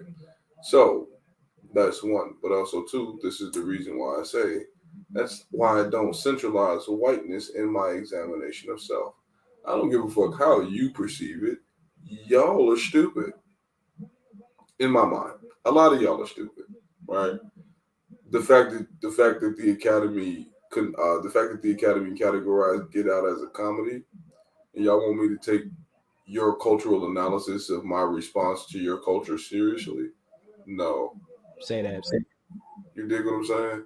So the way that it is that we as Black men respond to being in this environment where our emotions are trivialized, the way that I would respond to that initially is to say, remove this idea that we have to perform for an external entities. It's not that's not necessary. We as men need to understand how to seek peace and tranquility within ourselves first before we begin understanding how to serve others, right? And so if we think of Maslow's hierarchy of needs, as are most things in the Caucasian realm, was, let's say, borrowed from an indigenous concept of... Ooh, you about to... Ooh, I will hold my question. Go ahead, dog. Go ahead. The realization of the community, right? So self-actualization. So in Maslow's hierarchy, self-actualization is at the top of the pyramid. In the indigenous actualization pyramid, self-actualization is at the bottom. It becomes community. It goes community actualization is after self-actualization. I forget what the top is. I have to do more research. But When you actualize the self, you then give the foundation to actualize the community. A lot of Black men are attempting to actualize themselves through the community instead of actualizing themselves and then bringing their actualized selves to the community. One thing that I've always noticed, and we talked about this a little bit on the old space that we shared together. It's this idea of we don't exist simply for ourselves. You know what I'm saying? So, like, for instance, with me talking about Michael Beasley, for instance, like one of the sad, I felt so bad for this brother. I'll see if I can try to find the clip on here. But this man was talking about only people I talk to, like he has no relationship with anybody. He's completely isolated. He's waiting for a call from the NBA to get like a 10-day contract or something. And he just sits at home, or he goes to the gym and plays basketball. And they was like, well, who do you talk to? He was like, my kids. And then I would say like the curator of the space was like, why do you only talk to your kids? He said, my kids are the only people that never stole from me. You know what I'm saying? Broke down in tears, dog. And, you know, I think of in a lot of ways, especially in this society, one thing that I've noticed when we're talking about nuance and we're talking about even just like commercialized sports and arena sports, like, yes, obviously we see the pay gap within women's sports and men's sports. That sense of your worth is not your own, I don't think that is nearly discussed enough. It's another sense. It goes back to what we were talking about earlier, like slavery never ended. It's incentivized slavery. You know what I'm saying? It's so dehumanizing in a lot of ways that literally your self-worth is in your net worth. Your net worth is picked by somebody else. You know what I'm saying? You have $1 billion talent you make M's off of while somebody reaps the B's off of, and you're left feeling worthless. That, damn. That's just you are $1 million man in a multi-million-dollar mansion that's full of $1,000 things, and yet you still feel empty. Yeah. You know what I'm saying? And I think a lot of that is there was I'm trying to remember who wrote this before. It was this one rapper. I think it was Lupe wrote something along the lines. It's like you got all of these shoes, but you lack soul. You know what I'm saying? Like you got the wrong amount of soul that doesn't feed your soul. You know what I'm saying? And I think at a lot of times, and you spoke to this earlier when we were talking about finances, is that we often try to fill that void and I feel like you may know where I'm going with this. We end up trying to fill that void to give and pacify that inner child within a lot of us. And a lot of us, I've noticed, and even for myself, me and my queen have talked about this a lot. Interesting being 28 years old as a Black man, but having to reparent while also simultaneously finding ways to parent at the same time, is talking to that inner child and acknowledging that inner child and giving that inner child what they need whilst trying to exist as an adult. And I find that to be very, very interesting and frustrating, because in the society, you know, for us as Black men in particular, you know, they treat us like adults at such a young age as kids. But then when you're an adult, you get treated like a kid all the time. I think one of the things that I was curious about, and we touched on this very, very briefly in our last space that we shared together, is what can be done about, I would say, like creating these spaces that vulnerability and healing can happen, instead of it becoming opportunities for us to literally capitalize off of our humanity. You know what I'm saying? What can we do for fellow Black men, and what message would you like to convey to our brothers out there that may be experiencing this anguish in a sense? We have to learn how to privatize the ritual of healing. Hold on, bro. Hold on. No. Look, man, there's somebody. Look, I know I got some nosy neighbors. They might be listening to this. I don't know. If you could say that one more again, somebody's probably picking a wedgie, getting the Q-tips. I just heard we're not allowed to use Q-tips, but could you say that one more again for the neighbors upstairs, sir? One more time, please. We have to learn how to privatize the ritual of healing. A lot of us attempt to perform healing for the public eye so that we can egotize or attach healing to our ego so that we can say to somebody, I am healed. I have gone through this. I am no longer a student of healing. I am a master of healing. Healing is not something that you complete. Healing is a skill set that you learn in order to continue to revitalize through particular iterations of conflict. So in order to stop engaging in this whole idea of, oh, I'm X, Y, and Z, and to remove this fear of vulnerability, we have to learn how to privatize the ritual of healing. I think it's also there's this thing I like to say. It's finding that, and I'll send it to you. It's finding your, and I'll type this up on the screen. It's finding your okay in your brokenness. I think that is something. I think that in a lot of ways, and like I'm not gonna speak for everybody, but I found that to be extremely frustrating. Is if there's one thing I would say in my existence as a Black man, and I'm learning to deconstruct that and decolonize that in a lot of ways, is feeling adequate, even though there are things about me that are inadequate. Learning to be okay in my brokenness, I think, is the first step. You know what I'm saying? What are your thoughts on that? I think that's healthy, right? Deconstructing performance-based adequacy, right? And essentially what I mean by that is removing this idea that you have to perform something in order to be somebody. And it's not necessarily laziness as much as it is attaching this idea of excellence to worth, or attaching this idea of function to masculinity, right? The idea to perform, the idea to go get, the idea to, or the ability to execute, right? It's not necessarily any of these things that define your ability to be a man, but more so your ability to engage in, how can I say, your ability to manage and understand and when I say your personal application of your knowledge to a situation in order to seek a relevant outcome. And I think a lot of that is also too, a lot of us, we tend to equate our own liberation and say like, this will work for you. Like for some people, it might just be, I actually just needed to change up my appearance, change how I feel, look on the outside to change how I feel inward. You know what I'm saying? But it doesn't, it doesn't work the same for everybody.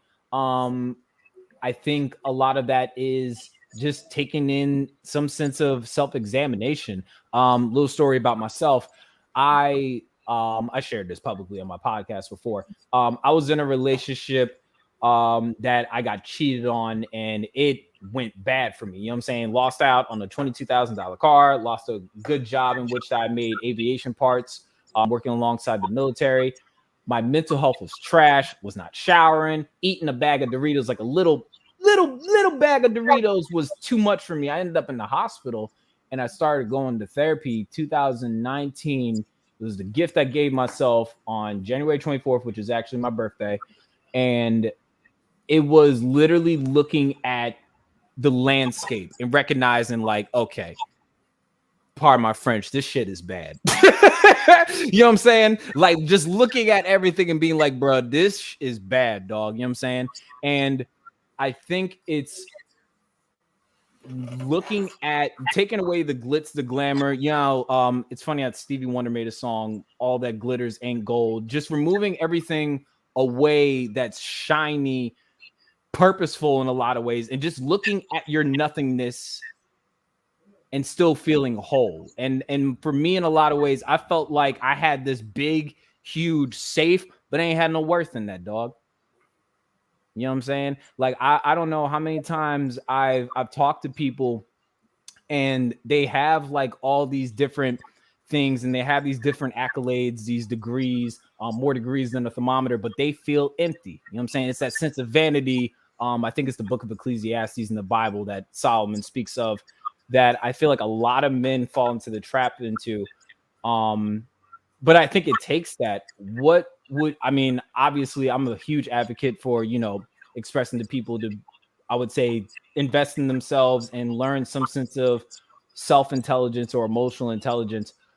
What advice would you give to somebody that is probably at that crossroads of like, do I deviate from what I've always known, or do I just work at what I'm used to working at until until it actually falls apart? What advice would you give to somebody that is at that crossroads?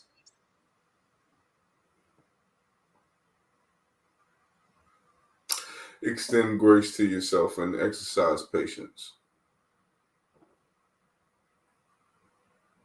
Extend grace to yourself and exercise patience. And this is the reason why I would say that. I had a conversation with a woman yesterday, and she said to me, because of where it is that you are, you need to do less than what it is that you believe that you need to do. And if you continue to force it, it's going to take you longer to get there. When she said that to me, I became physically uncomfortable. And the reason being is because I knew exactly what she meant. Brother, there are some things that just come in time and experience. There's nothing we can do about that. It comes in time and experience, right? So to attempt to rush a process that does not need to be rushed, or to attempt to force something, and when I say force, it can go like, it's almost like,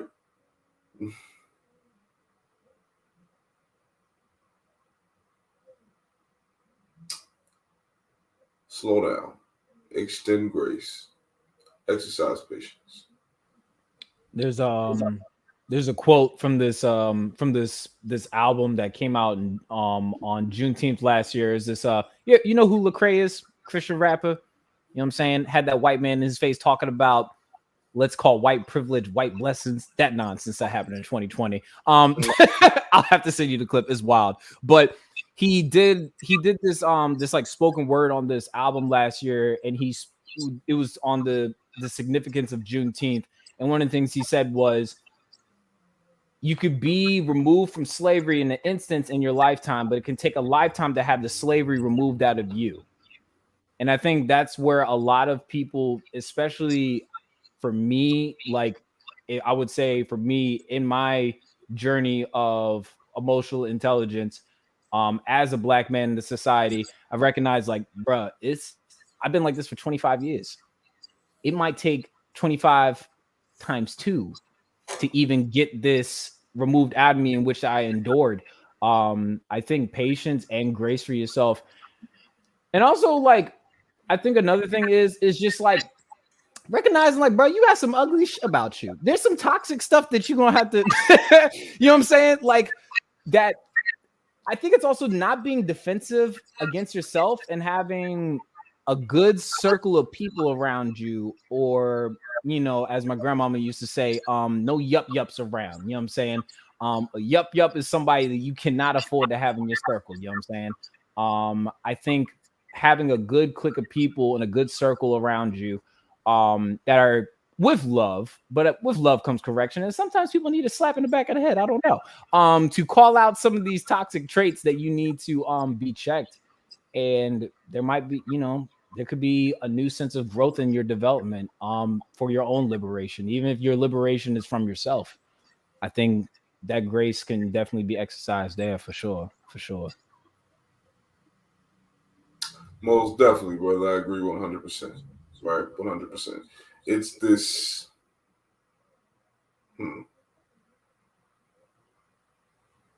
It's recognizing that you have the ability to manage your own expectations of self. Not only that, but also recognizing that the way in which you learn things and the pace in which you learn things can't always be changed, right? It can't always be sped up or slowed down. My mother, I'm 28. My mother will be 59 May 26th. She said to me, hold on. You can't slide past that. You said 28, dog. Yeah. Good man. Keep drinking water and minding your business, black man. Look at you over there. I just needed to say that real quick. Beautiful over there. I just needed to, you know what I'm saying? I'm gonna give you your flowers real quick. I'm not sorry interrupting you. I believe in giving people their compliments. Go ahead, black man. Go ahead. Continue. Oh, it's all good, brother. Yeah. I'm 28 years old. I'll be 29 in June 8th, right? So my mother will be 59 May 26th. And she told me when I was 22, so she was 52. She said, William, I'm 52 years old, and I learned something new about myself every day. At this point, there's a 30-year gap between my mother and myself, right? Which is the reason why when we were talking about the Will Smith situation, it's like, yo, you have to understand that 30 years is a significantly long period of time. A significantly long period of time. So to put that into perspective, to recognize that there are some things that I'm just not going to learn until they come to pass, it helps me to understand, like, I need to understand what it is that I want to understand for myself so that I can situate my own peace and my own serenity in the center of my understanding for self. And it does take a while to get there. It does. And it doesn't even mean that just because you situate that in your center, it means you're always going to be centered. It's just recognizing that situating that as your center can assist you in, once again, making sure that you're extending yourself that grace and that patience. And I think it's also with that, it's I keep going back to this term, man. I gotta send you this interview with this sister. I met, it was this Colombian woman I met through TikTok. We had a great conversation. I think it's also that it's that reparenting thing, man. That's just been like a theme for me over the last year. It's that reparenting yourself and giving that child what it needed by not exactly becoming who you did not have in spite of, but becoming what you've longed for, knowing that that inner child needed that. And you can end up becoming the very thing that you felt like that child lacked in your development. I think it's all, I don't know what it is, man. Something about that term reparenting has always been, it's like a daily thing I've had to remind myself for sure. Yeah, man, most definitely, because you want to make sure that you're, so when people say being the adult that you needed when you were younger, that's essentially what reparenting is. It's giving yourself or reconstructing the parts of yourself that are negative internal narratives from a space of understanding and forgiving from and through your growth and understanding. I think, yeah, man, for sure. One of the things that I wanted to have you dive into, because I remember you said that I think you specialized in this. As I've mentioned earlier during this conversation and in our DMs to each other, I have a bipolar 2 disorder or a hypomania, right? One of the things that I go through, I call it intense. In some cases, it's necessary. One of the forms of therapy I go through is DBT, or make sure I got this right. I keep botching it. Dialectical behavioral therapy. You yourself. I got it right. Sir. I said it right. Yes. Awesome. See, Alicia, I got it right this time. You know what I'm saying? She keeps saying that my therapist says I said it wrong all the time, but that's besides the point. I think she's watching. I don't know. To be continued. But one of the things that I've come to learn is it's this heightened sense of like consciousness and ways that you speak over yourself when it comes to nurturing your mental health. What made you want to, I didn't know that you could necessarily, well, I mean, that might just be my ignorance and not really understanding mental health, but like what made you want to get into that field, and what have you found, I guess, like the methods of DBT to be useful in your own existence? Like, do you use any of those methods for yourself possibly? Hell yeah. So here's the thing. The reason why I really rock with DBT is because DBT is So DBT is essentially a specialization of CBT that was curated by Marsha Linehan, and essentially it's looking at. So the way that I conceptualize it is CBT with a twist of mindfulness, right? We're looking at how it is that two things can exist simultaneously at the same time within the same environment. Both of these things be true, and we can find a medium between these two realities that is comfortable enough for us to continue to process an emotion or process a reality, right? So, for example, one of the things that I usually tell my clients, or one of the tools that I usually have my clients go through or look through, is the tool of radical acceptance, right? And if you've learned about DBT, then you know radical acceptance is one of the foundational tools of DBT, which is essentially you understanding that a situation is what it is and not trying to change it for something that you want it to be or something that's more comfortable. You're just acknowledging the situation for what it is, right? And acknowledging the situation can be both internal and external. Radically accepting your emotions and radically accepting the situation as it's unfolding in front of you, right? It gives you a stable foundation upon which to place your emotional processing, right? So then after you have the radical acceptance, you then have the emotional regulation skills, the dear mans, right? The things of that nature where you are utilizing these grounding skills, or you're utilizing these mindfulness-based skills, or these mindfulness-based stress reduction skills in order to get yourself quite literally away from this fight or flight response that we usually have when we are faced with a triggering situation. So removing yourself from this height allows you to re-engage in that prefrontal cortex and that frontal lobe that exists, that assists us with executive functions, right? So we're moving away from our lower tier brain to our higher tier brain functions while we're utilizing these mindfulness-based stress reduction. Well, they're mindfulness-based, but I use mindfulness-based stress reduction because it's like it give it a little razzle dazzle. You dig what I'm saying? So utilizing skills where you're coupling a breathing technique with an affirmation and recognizing that this situation is what it is, and I can continue to use these skills to process through the situation. And although this situation may be true, this reality is also true, and I can utilize these two realities or the reality between these two realities in order to continue to process my emotions. So the reason why I began utilizing DBT is because I am the type of person who exists in nuances. I think in nuances, right? I believe that a multitude of things can exist at the same time. The reason being is because we have examples of that in our immediate surroundings. As I'm looking in my room, I can see that multiple entities are existing quite literally at the same time. That's the way that I think. So when I began studying therapy, I recognized that I was going to be an eclectic style therapist. I am somebody who recognizes the multiple ways in which particular skills can be applied to somebody so that they can learn how to process through emotional. Not exactly I think a lot of people have this, they're right and wrong. It's not exactly rationalizing with somebody's stance and motivation behind said actions, but understanding what got them to that point and acknowledging exactly what exactly it is, the effect that it has on other people. But in a lot of ways, it's like, I don't know how to describe it. It's like it's making less room for demonization, humanizing in some sense, but also acknowledging, hey, bro, spade is a spade, and the suck is still a suck. You know what I'm saying?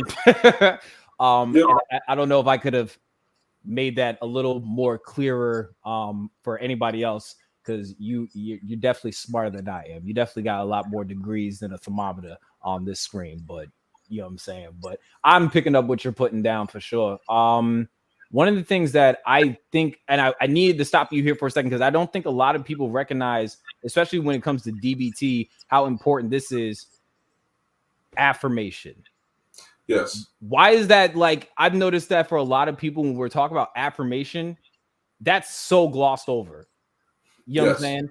Can we please do me a favor, brother? Can you give me some insight, dog? Give me some insight on why affirmation is essential. You know what I'm saying?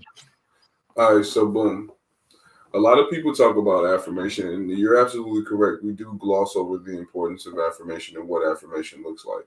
So remember when I said DBT is like CBT with a little mindfulness attached to it. In cognitive behavioral therapy, we have a skill set called challenging internal negative narratives, right? So basically challenging negative internal narratives. I'm sorry, I said that backwards. When you are challenging a negative internal narrative, you are utilizing either a reality-based function or coming to the reality. So it could be, you can utilize radical acceptance in this space as well, or you can utilize, a reality check in order to bring yourself to the realization, like, yo, what it is that I'm thinking inside of my mind is not rational. It is not based in reality. It is based in an emotional discord, or more accurately to the lingo of the John, a cognitive distortion. And I can unlearn this cognitive distortion utilizing a specific challenge to this specific thought. That is where affirmations are important. It is quite literally the challenge to the negative internal narrative.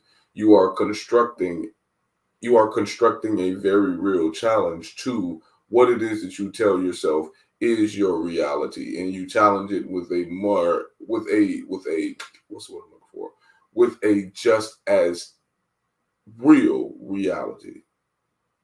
And that's what an affirmation is. An affirmation means to affirm. To affirm, the root word of affirmation is affirm. To affirm means to make real, or to make tangible. To validate.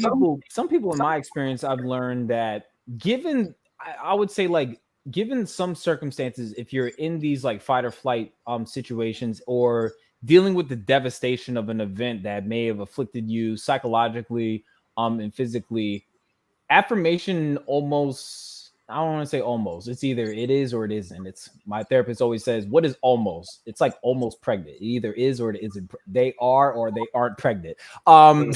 Affirmation in some senses need to be, I don't know how to describe it. It's like, I mean, my therapist didn't put it this way, but like violently in some senses, given like, I would say, like, how desperate somebody could be, like how I don't know how I came to the word violently, because sometimes violence can be very demonized in some sense, but I feel like it also speaks to the gravity of like where somebody could be emotionally and mentally, where, I don't know, like love gotta be an action word in a lot of ways, as far as affirming somebody.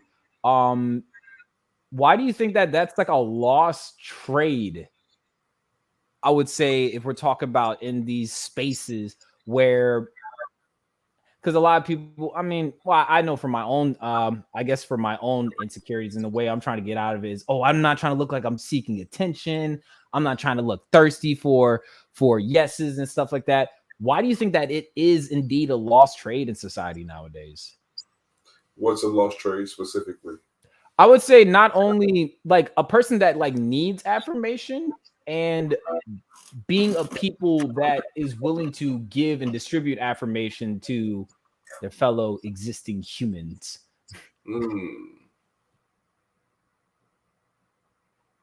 Why does affirmation have to be externalized? I don't know.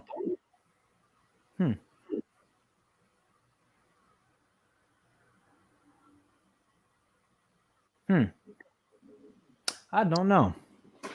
That's a good question. I'm gonna have to take that. I'm gonna have to take that one into my session. I'm gonna let you build off of that one if you wanted to go ahead. I'm gonna Just the question, why does affirmation have to be externalized?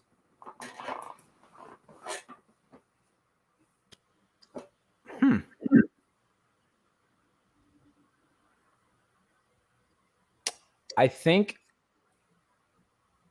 I don't want you to answer the question, bro. You know what? This is homework for me, huh? I'm giving homework right now? No? Okay. I'm not even giving you, I just want you to think about it. Why does affirmation have to be externalized? Right? Because here's the thing.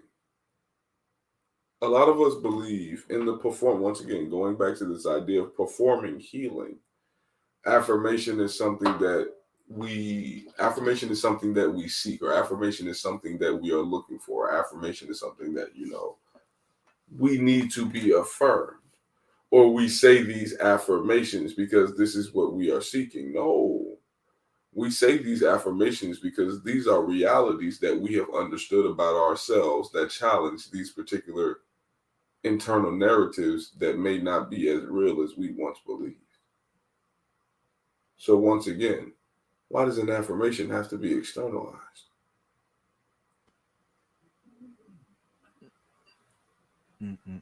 I'm letting you know right now. I love you and hate you at the same time. I'm definitely gonna be thinking about this at 3:00 in the morning when I'm taking the poop and listening to R&B music.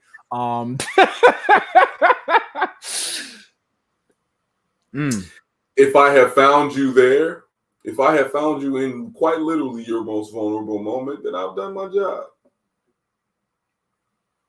Because that means you can't hide from what it is that I asked you. I'm gonna ask you a question in such a way where you're gonna have to think about it. And that's okay. That's okay.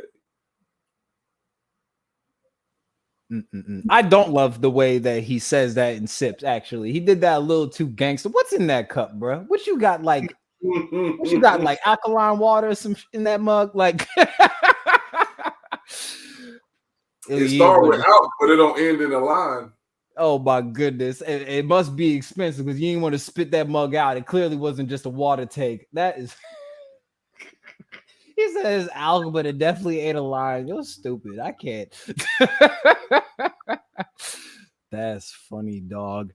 Dang, man, I'm definitely. Thanks a lot, man. I know my queen gonna be texting me about. Yeah, we're gonna talk about this afterwards. Interesting, very, very interesting. Good God, thanks a lot, Odi. Appreciate you, dog. You're welcome. Friendly neighborhood Negro, everybody. Just came through with the nuance. You heard me. And now this is something that I have not had a conversation about publicly. We got into it a little bit. And when I say got into it, not that it was contentious by any means, but we kind of, I would say, like, not even gloss. I'll say we grazed the page. Like, we brushed the page of this situation. One of the things that I wanted to have this conversation with, and I've had a couple of different conversations with other people that I do this life with, about, are we calling this Slapgate? I don't know what they call this mess. White people are apparently traumatized at the Academy Awards. I don't know what we're calling this mug. Is it Slapgate? I don't know. It was the violence. It was the violence. Oh my gosh. You know what I'm saying? I don't know what we're calling this. So we'll just address it as, we'll just call it King Richard. We'll just call it the King Richard situation. We'll call it that. Actually, we won't do that because that's an actual man. We won't do that. We'll just say Will Smith, Chris Rock, and the Jada Pinkett Smith situation at the Academy Awards. I was curious, and we very, very, very briefly, I had to fire up the live, so weren't able to really, really dive into this. I am curious, what is your takes on this? And I would love to just kind of like dive in and kind of like dig into this with, you give me that kind of vibe that nuance is your favorite niche, as nuance is my niche. You know what I'm saying? Context is my favorite color. Context seems like it's your favorite color, even though you got, is that pink? What color are we working with in the light in the background? Is that pink?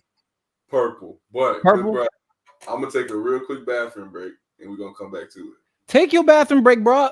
Look, man, I can run a whole ad over here. Do whatever you need to do. You need to drop a deuce. Do whatever you need to do, dog. We got you. We got you over here. Let's see if I can bring an ad on real quick. Hopefully everybody's enjoying this. I'm gonna have brother. He said is alka, but it ain't line. You know what I'm saying? I cannot. Let me drop something real quick just so it can hold us over. And brother Odi, Master Odi, will be with us in a short while. You know what I'm saying? Let me see which one am I gonna pick? Is that it? Is that it? Is that it? Is that it? This is awkward. I didn't know we was gonna take a bathroom break, but guess what? We here now, folk. You know what I'm saying? Where this mug at? You know what? Forget it. Let's just drop the intro again real quick. That makes things a lot easier. They threw my ancestors in the ocean. Now we became the new wave, and we're about to drown this system. Every time I go in, every time I go in, every time I go in, boy, I'm jamming. Every time I go in, every time I go in, every time I go in, boy, I'm jamming. You know that I'm a kid, you know that I'm a kid, you know that I'm a kid, boy, I'm jamming. You know that I'm a kid, you know that I'm a kid, you know that I'm a kid, boy, I'm jamming. If you are just now tuning in today, hello, welcome to the Casper podcast. We for those that do not know, we are in the, I want to call it the third quarter. You know what I'm saying? We are in the third quarter.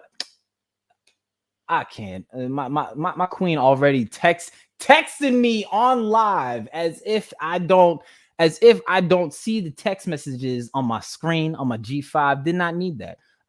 If you guys are just now tuning in, hello, welcome to the third quarter of the Casper podcast. This is probably so far one of my favorite dialogues and conversations we've had. We've talked about Super Smash Brothers. We've talked about Super Smash Brothers in relation to how systematic oppression is equipped and weaponized against us as a people. You know what I'm saying? I'm gonna need you to stop texting me. I will literally block you. I will. Well, my queen's out here texting me. Hi. I'm working right now. I'm gonna need you to like leave me alone while I'm working. I will block you if necessary. You know what I'm saying? I'm working right now. Like for those, somebody put my girlfriend in timeout. She's over here like texting me. Y'all know which one she is. Put her in timeout. She's texting me while I'm working over here. I'm trying to be serious. You know what I'm saying? My gosh. But yeah, man, we're in the third quarter of this conversation with Master Odi. You know what I'm saying? So far, it's been pretty good. We've been talking about, please get him. Please get him. I just, this is absolutely obnoxious. What is wrong? You can't, no, get her, please. Wait, what do you mean? Like, man, Odie, you go to the bathroom for 1 second. My queen over here texting me. I've been gone for quite literally less than like 5 minutes. That does not mean it was way less than 5 minutes, bro. I got my lady over here texting me, trying to flirt with me while I'm working right now. I'm trying to be a serious, can't say company man because I'm wearing a jean button up, but like, come on, bro. I'm out here working. I'm trying to be serious. I'm trying to, you know what I'm saying? I'm trying to be sophisticated. You know what I'm saying? I mean, to the best of my ability in slippers. But yes, indeed. Is that a pipe? Yes. Man. Yeah, see? It's a pipe. That thing looked like I can't, bro. I can't. Welcome to the Casper podcast, everybody. We're in the third quarter of this evening's program. Master Odi, after he just got done I would say expelling bodily fluids or whatever he was doing. He might have just ate. He probably went to go get a chicken sandwich. I don't know. Whatever he needed to do to get himself right. You know, no chicken sandwich. He just came back with the vegetables. Okay. Is that your third, Jay? Not judging. I mean, I don't really. I'll tell you a story after we get out of here about the first time I smoked weed and the last time I smoked weed. Very interesting to say the least. But yeah, man.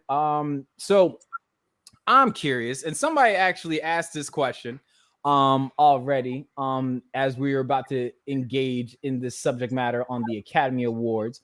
I Love Kiki asked, I want his take on this makes us look stereotypical, a stereotypical threat in the way that we enable the white man's opinion when we're talking about this Will Smith and Chris Rock situation. So for those, if you've been living under a rock, you know what I'm saying? And that's not a knock for anybody that actually lives under a rock, Patrick Starr, and fill your name into this blank here. That but yes. For those that don't know, there was this, call it a situation in which Will Smith won his first Oscars at the Academy Awards this year. There was, I guess we'll call him like an icebreaker. You know what I'm saying? He wasn't necessarily the host, if I'm not mistaken, for context, because context is my favorite color. You know what I'm saying? Context is my favorite color. Chris Rock wasn't exactly hosting the whole Oscars. He made a joke in which that was insensitive. It didn't land all too well against Miss Jada Pinkett Smith, who recently, as you know, shared publicly, I think on her platforms, that she is dealing with alopecia, which is, I don't exactly know to the top of my head what alopecia is, but basically she's suffering from like this autoimmune disease in which that she is dealing with extreme hair loss. And it's a tender thing right now. You know what I'm saying? Anyway, Chris Rock tells the joke. I'm not going to repeat it because yes, absolutely. You know what I'm saying? We call a spade around here. It's ableist. It was insensitive. It didn't land all too well. And, upon first hearing this joke, William Willard, Prince William the Smith, decided to, he laughed at first. I think it kind of hit him in a weird way. Like, sometimes when you hear something, we've all been there as black men. We just like, we make that face that's just like, I'm gonna smack the shit. I know this motherfucker didn't just do this shit. Like, yeah, exactly, right. And it's like, all right, okay, all right. It was like, yeah, you know what I'm saying? It was one of those moments. How funny this really is. Yeah, and after a while, like this is happening in real time, mind you. Chris Rock is still going on to, I guess, like present the award, and Prince William the Smith decided, I'm gonna show him how the lotion on the palm of my hand tastes. You know what I'm saying? And it looked like a punch first off. It didn't even sound like a smack. It was like an almighty push type of smack. You know what I'm saying? If the real ones know, if you know, you know what I'm saying? It was wild, dog. It was, and it was nasty. Like, okay, so Chris Rock is kind of like just like in shock. First off, he watches Prince William the Smith, walking up to him, and he's just like, "Oh, Richard," because that's the role in which Will Smith played in this last movie. Yeah, you know what I'm saying? And he's like, "Oh, Will Smith just smacked the shit out of me," and he's obviously livid. Prince William the Smith decided to take himself back to his seat. Like absolutely nothing happened. I don't know how you could calmly, in the middle of like a theater, you had to be a Will Smith to like publicly, almighty push somebody's hairline back and just return back to your seat as a black man and think absolutely nothing. Push somebody's hairline back. Yes, yo. He just sat back down like nothing happened. And he let out a couple of expletives in which he yelled out, "Keep my wife's name out your motherfucking mouth." Facts, you know what I'm saying? And it was real. And he was like, "I got it. It was just a joke. And there we have it. Commercial break. This obviously has opened the floodgates of conversations. First off, I feel like I need to say this. I'll be responsible and I'll be the one to say this on my platform. Dear white people, I don't care about your opinion on this matter at all. I'm just going to say that. Is that okay with you, Brother Odi? You know what I'm saying? Is that okay with you? Okay. Dear white people, January 6th, we can talk about that. Stay your blue eyes out this conversation. You know what I'm saying? Don't care for the hot takes, especially white women. Don't really need y'all to weigh in on this personally. I don't know if I'm allowed to say that. I said it though. And if y'all got a problem with it, sign up for the Patreon where you can pay $2 to drop in your 2 cents that I will gladly accept and eradicate and still deposit into my bank account. Anyway, so Brother Odi, I guess I'll just kind of kick this off. So when I first saw this, shock was definitely the first thing in which that was on my mind. You know what I'm saying? It was, well, first off, because it was just like, that's Will Smith, not the PG rapper. And I say PG as in like, because this man don't even cuss in his raps, in his movies, but not in his raps. You know what I'm saying? I was like, not William. What the hell is going on around here, dog? And I think like after watching it like 10 times, I'm not even capping, like at least 10 times, I felt sad, a sense of like sadness and like secondhand embarrassment. For context purposes, only for speaking for myself. as a black man that has a disorder, with a disability with bipolar disorder, I know, and this I'm only speaking for myself, and to explain like why I felt the way that I felt. I always have to keep my emotion in checks. You know what I'm saying? As a black man and as a black man with bipolar disorder, I can never use the excuse I got angry or I was upset. Mhm. We already, I just in my own existence, I've recognized that like we already look unhinged even when we're not unhinged, meaning like we're not even doing anything. So for me, it was like, like, no, not Prince William. No, not the almighty push, dog. Why'd you have to?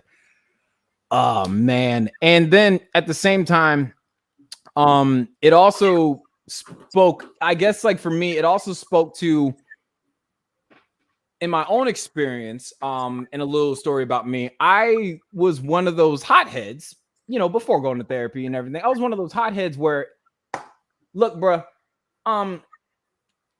I was running up chimneys. You understand me? I was not dodging no smoke. If you had a problem with somebody, you called me. All 140 pounds of me, I had your back. You know what I'm saying?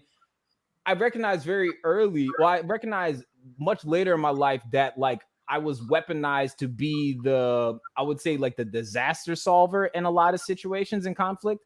And that put me in a lot of precarious and dangerous situations.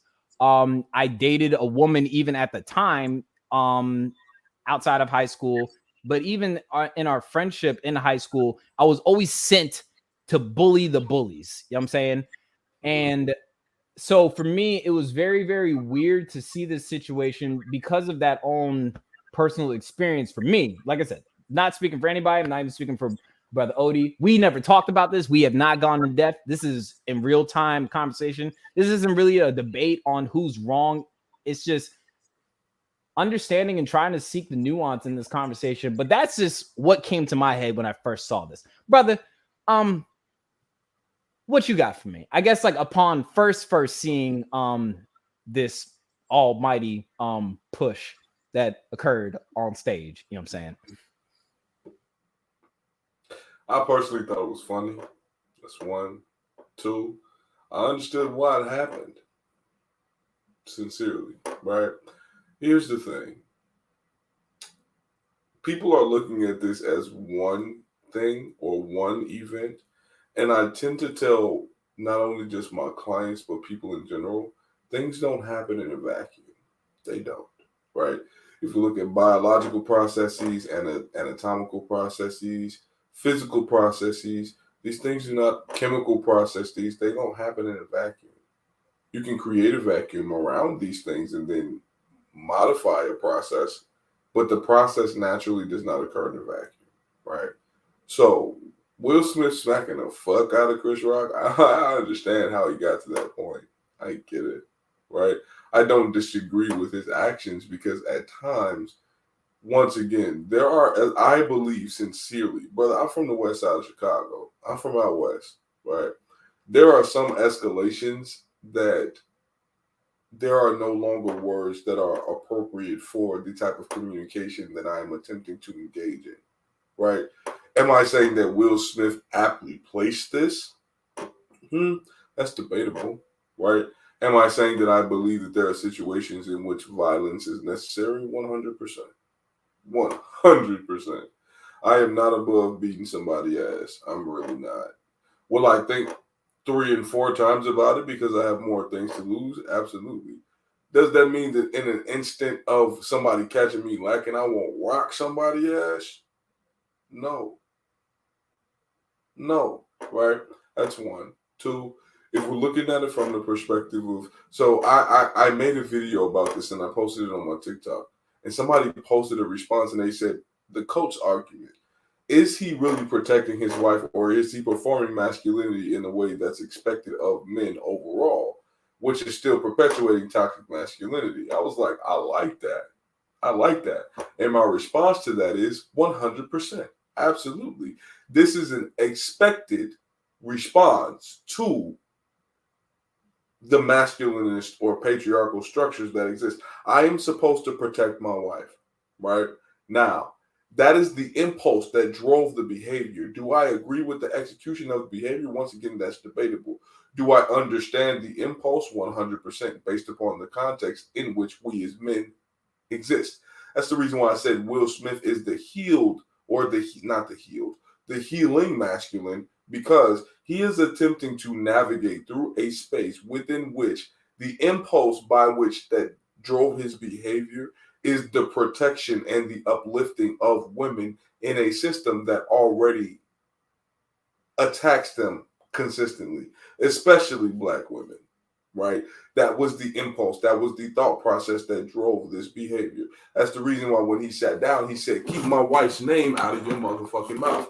I want you to understand that I am doing this so that you understand that you have crossed a boundary that we have already talked about 5, 6, 7 years ago. You don't seem to understand cordialities and niceties. Therefore, you are attempting to embarrass my family on a public stage, and now I'm going to embarrass you in a way that I feel as a man you are going to understand.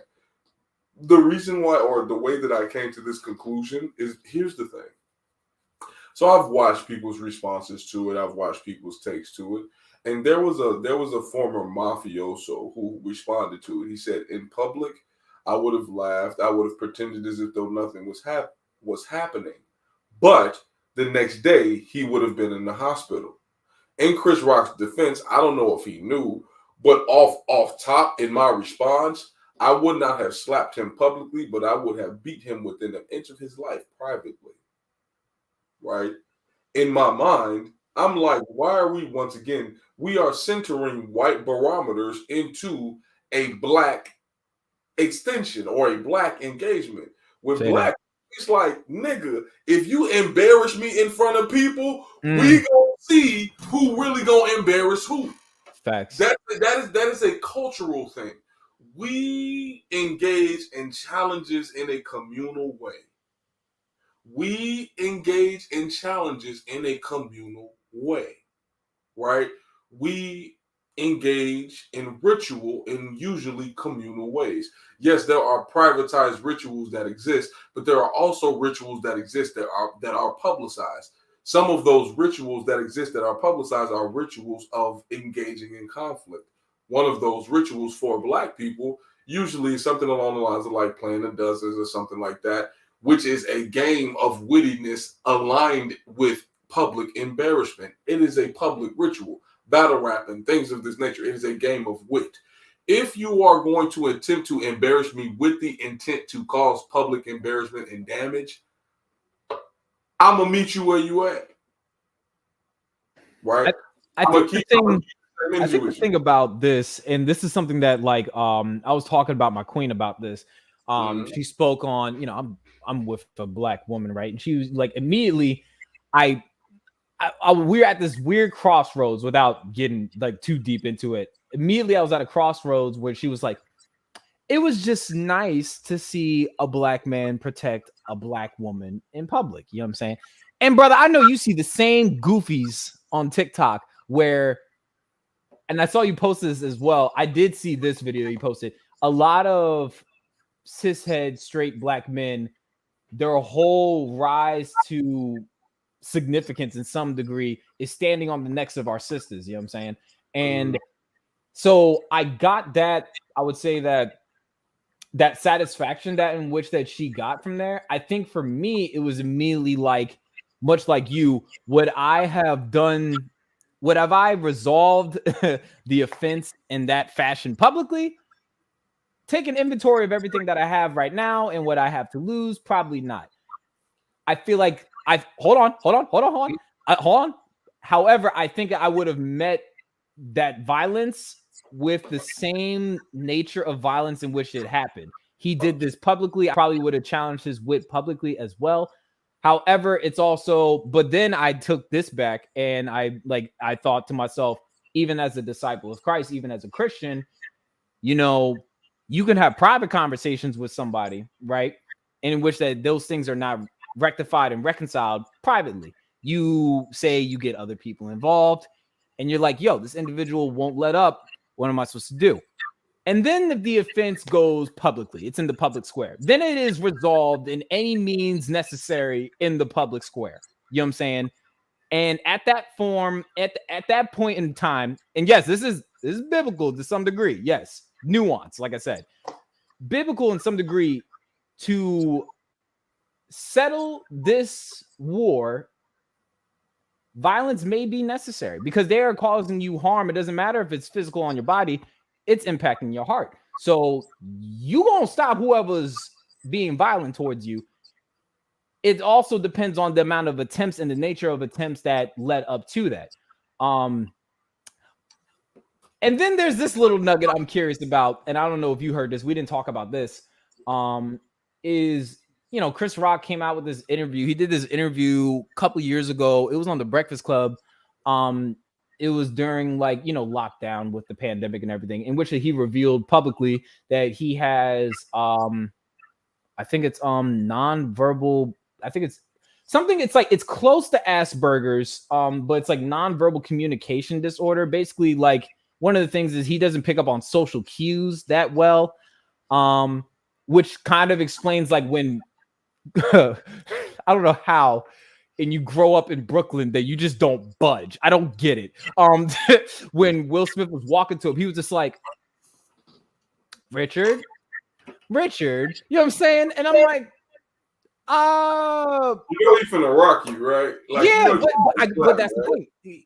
His brain does not pick up on social cues. And one of the things that I've learned, even with people, like I said, it's close to, but not exactly. People that deal with these certain like disorders, they don't pick up on social cues. Empathy isn't really something that just hits the brain. You know what I'm saying? And then you're in the art form as a comedian. I had this conversation sometime last year. Do comedians hold a place in society? Is anything really necessarily off the table in the art form as a comedian? It's interesting. So it's also like a lot of people ask this question. I'll introduce this to you, my brother. Did Will Smith go up there to who did Will Smith go up there to slap? To almighty push? Was it Chris Rock or was it the narrative in which that he went to assault when he jumped up on the stage? I'm not a person who works in ors. I'm a person who works in ands. Chris Rock was a representation of the narrative, therefore he was pushing against the narrative. And Will Smith was once again a representative of a narrative that he was seeking to push. He was seeking to push against. Right. The reason why I contextualize Will Smith as the healing masculine. Will Smith, although he is getting a lot of slack, he is trying to figure out how to be the best version of a man that he can be for himself and his family. We can see that. We can see it. Those with eyes can see.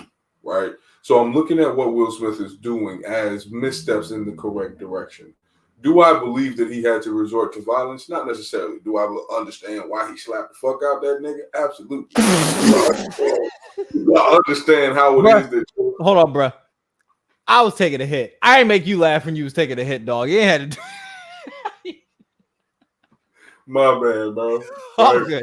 Do I understand where your lady was coming from as it relates to protecting Black women in public? Absolutely.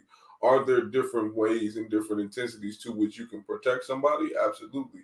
That's the reason why in my response, I said a lot of y'all would not go to the extent of getting up and slapping somebody for your wife, but y'all would also go to the other extreme, which is to turn around and attempt to pacify your wife when she feels insulted, instead of attempting to understand as your wife why she feels insulted and respond in kind. Yep. Will Smith attempted to respond to his wife's perception of insult, even in an instant moment. Did he mishandle it? A lot of people feel like he did. A lot of people feel like he didn't. But the intent, I'm talking about the intent. I am talking about where the impulse originated. And the impulse originated in making sure that this person understood to no longer cross this boundary. It was an impulse that originated in protection. And I think another thing that is also discussed when we're talking about, I brought up the term justice earlier. A lot of times me and my queen talked about this a couple of times. Justice looks different in different ways. You can be righteous with justice in different methods. Some people would have been like Will Smith and jumped on stage and, almighty push my man's hairline back, you know what I'm saying? But then other people would have directed that focus, to the victim in the situation, and then that's his wife. Some people would have, this just happened. It's very fresh. My initial thing is, my wife was just violated publicly. I'm going to console her publicly. You know what I'm saying? So there's some people that would do that. And then there's also the many instances and the takes that I don't really want to hear from even people in our community on this, where it's just like, oh, you need to think about things before you do them. You need to be able to talk things out. It's like, then why in the hell do people in our community and the parents in our community still beat their children? Why can't you talk that out with your children? Why must you know what I'm saying? Like, why must you go back to tactics? You know what I'm saying? There's this level too. So it's like this conversation, though how we got here was unorthodox in a lot of ways, justified in a lot of ways, but it makes you confront a lot of things that I feel like everybody is right, but everybody is wrong in this situation. Especially, I don't know what it is, bro. I don't want to hear nobody from our generation talk about. I don't want to hear anybody from our community in the elder ages that sat there and said you could talk things out. But I remember a couple of them telling me go get a switch. In my upbringing, a couple, you know what I'm saying? I don't know. It's like, well, you don't handle stuff like that in public, man. Bro, I know y'all had a line lined up if I acted up in school, and y'all passed me through the door. What you mean, like a blunt? Like, you know what I'm saying? Like, I'm not trying to hear all that, dog. So, I think when it comes to Will in this situation, I think like the issue. First off, I don't think the penalties he had to take were necessary, personally. And when I say the penalties, Spannery took a lot of L's publicly outside of like what even like that we attribute to. But then like the Academy's response, I don't know, bro. I mean, I've seen in a lot of cases where people have done a lot worse. Like people have been assaulted. Like women themselves have been assaulted at these awards. You know what I'm saying? Like a black woman has been like, you know what I'm saying? Trigger warning, has been sexually assaulted in which she did not consent to a kiss that she was given on said stages. Yet the act of protecting a black woman is deplorable. It's unnecessary. I think that in this situation, it's just one of those, like, we're reacting to a human moment in human time, in real time.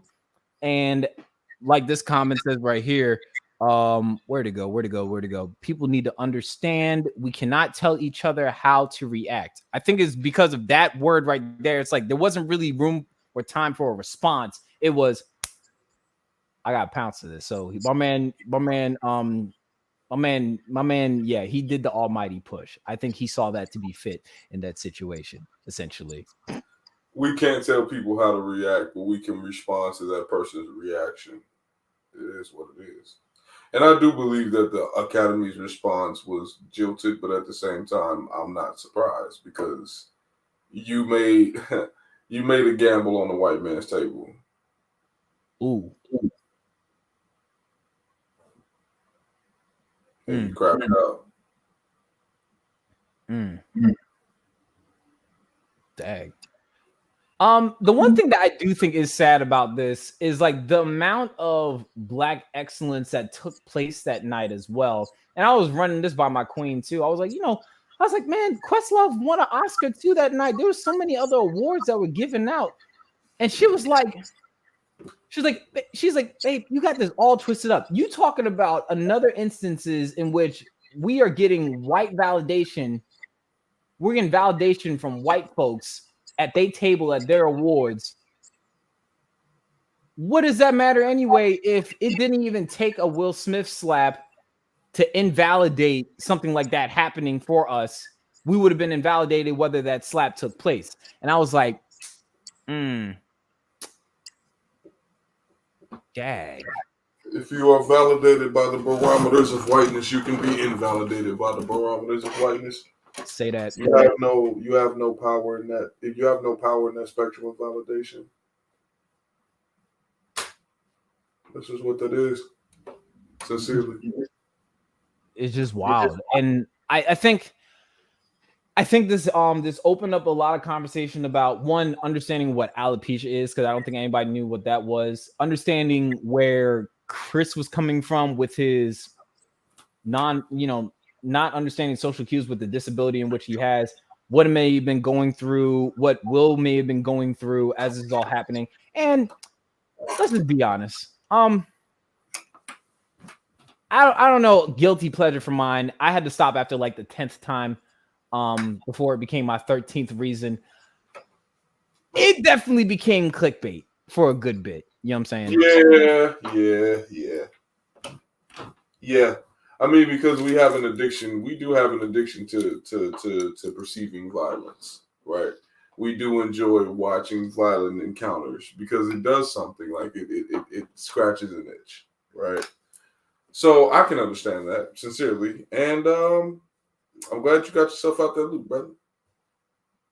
Yeah, it was I don't know, bro. It was that, because I didn't know if it was a punch or a slap, dog. I mean, like, just like you, I was just like, damn, you really knocked that nigga. But then I was like, did he slap him or pop him? Like, which one was it? You didn't care. It just happened.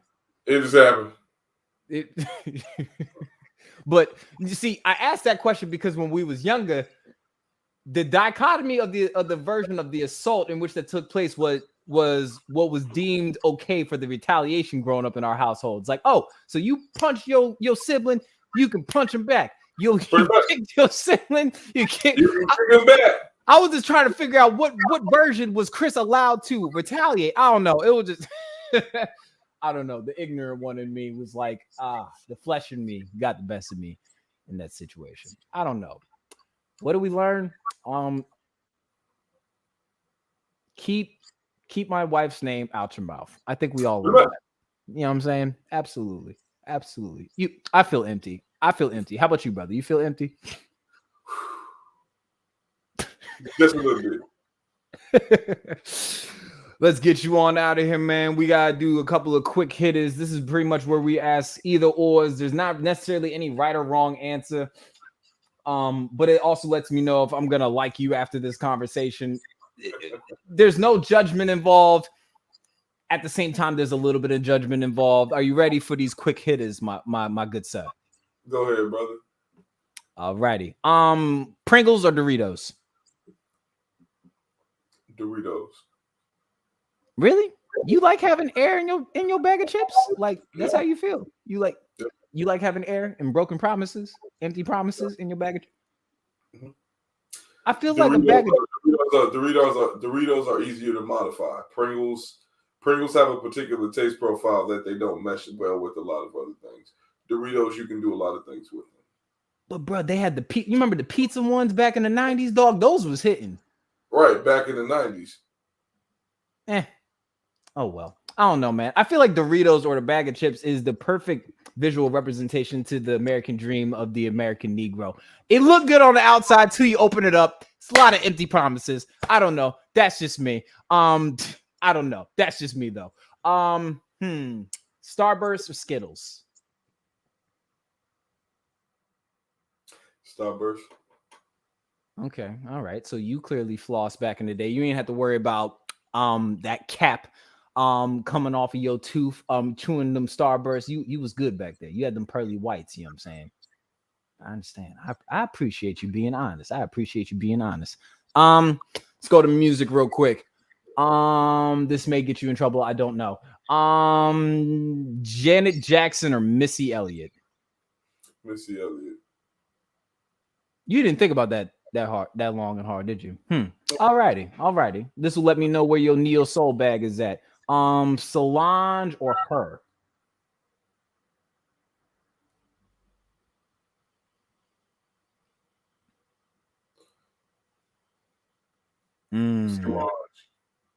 Solange. Alrighty. Okay. This may or may not get you in trouble. I don't know. Keisha Cole or Jasmine Sullivan? Jasmine Sullivan. I cannot stand Keisha Cole's voice. You cannot stand Keisha Cole's voice. Dag, do you care to pontificate your point about that one real quick, or just not? You just can't. Her voice sounds like multiple cats fighting on a gravel driveway. They're in a bucket and they're just rolling down said gravel driveway. I can't stand her voice. It annoys me. It makes my toes curl, and not in a good way. It is quite literally an assault on my inner ear structures. Cannot stand it. Jasmine Sullivan, her voice is rich. Her voice is melodic. Why anybody would compare Keisha Cole to Jasmine Sullivan, I don't know. But that person should probably, be taught differently. You'd be surprised how many people compared R&B sad girl music to R&B sad girl music. Those are the two that they pick. I don't know why. Ooh, this is a good one. I just thought about this one the other day. Queen or MC Lyte? Queen Latifah or MC Lyte? Of course. Come on, man. Come on, man. I'm kind of biased because Queen Latifah, like, I love me some Queen Latifah, so it's definitely going to have to be Queen Latifah. Queen Latifah, in my mind, has had a larger impact on the culture in multiple media formats, whereas MC Lyte is a staying power in the chronicles of hip-hop, but that's where her epic reigns more intensely, whereas Queen Latifah is like, you say Queen Latifah and you understand that she has gone through multiple iterations of the timeline of hip hop, whereas MC Lyte has a very strong impact in a particular era. Gotcha. This will let me know either how right you are in your mind or how sick in the head you are. Not to stigmatize you, of course. Frank Ocean or Kid Cudi?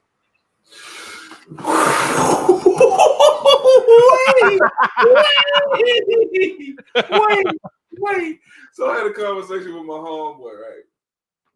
And we was having these competition, Jones, and he said, this man looked at me in my face, in my black ass face, and said the Weeknd was better than Frank Ocean. I almost assaulted this man. Whoa. Are we talking? Okay, we talking Antler? I don't care who we talking. I don't care. I do not care. The last time Frank Ocean released the album was when I was in college, bro. People are still fiending for this man to release an album. Every time they see this man, they say, where's the album? If the Weeknd were to stop making music right now, 3 years from now, people would stop asking him for music. Brother, I have not been in college since 2015. It is now 2022. Motherfuckers have been asking Frank Ocean for an album for the better half of a decade. Please do not ever compare anybody to the artistic genius that is Mr. Frank Ocean. But if you had to pick Cudi or Frank, if I were to pick between Cudi and Frank, I would say it would be close, but I would still pick Frank. And the reason being is because Frank, the way that he delivers his things artistically, I believe that Frank has more nuance and more grasp of multimedia formats. Even his appearances are, in a way, art pieces, or they're very well crafted. Whereas Kid Cudi, when he appears in places, I don't think that he takes as much thought into the way that it is that he appears, and that's just his brand, which is okay. But I believe that because Frank Ocean creates this very ethereal space around himself, it's more of an experience. All righty then. And not even that. What is it? Nostalgia Ultra still bumps. Nostalgia Ultra still to this day. You know what I'm saying? I could spin anything on that to any man on the moon. I'm sorry. But I will never forgive Frank. And the reason I will never forgive Frank is because he's that dad that said, I'm going to the store to get a pack of smokes, and he never came back. That is Frank Ocean. That is Frank Ocean. Mm-hmm. Frank Ocean is that I left you on red. I read your text message, and I'm not gonna respond back. I didn't even read it. I just opened it. I just I don't know. I feel a little curved. Maybe it's pulling up a lot of like unsettled emotional trauma from my days of rejection. I don't know.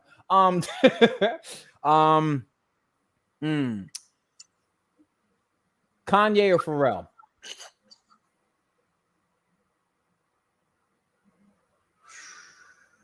We talking just music. We're not talking slavery was a choice. We're talking just music. Oh, no, because apparently Pharrell started talking sideways about black women. That's the reason why he started aging. So, talking just music. We can talk that. We can talk fashion. We can talk cultural impact. Damn. Why? Why would you do this to me? Yes, sir? yo. You a deep individual. This is a deep question.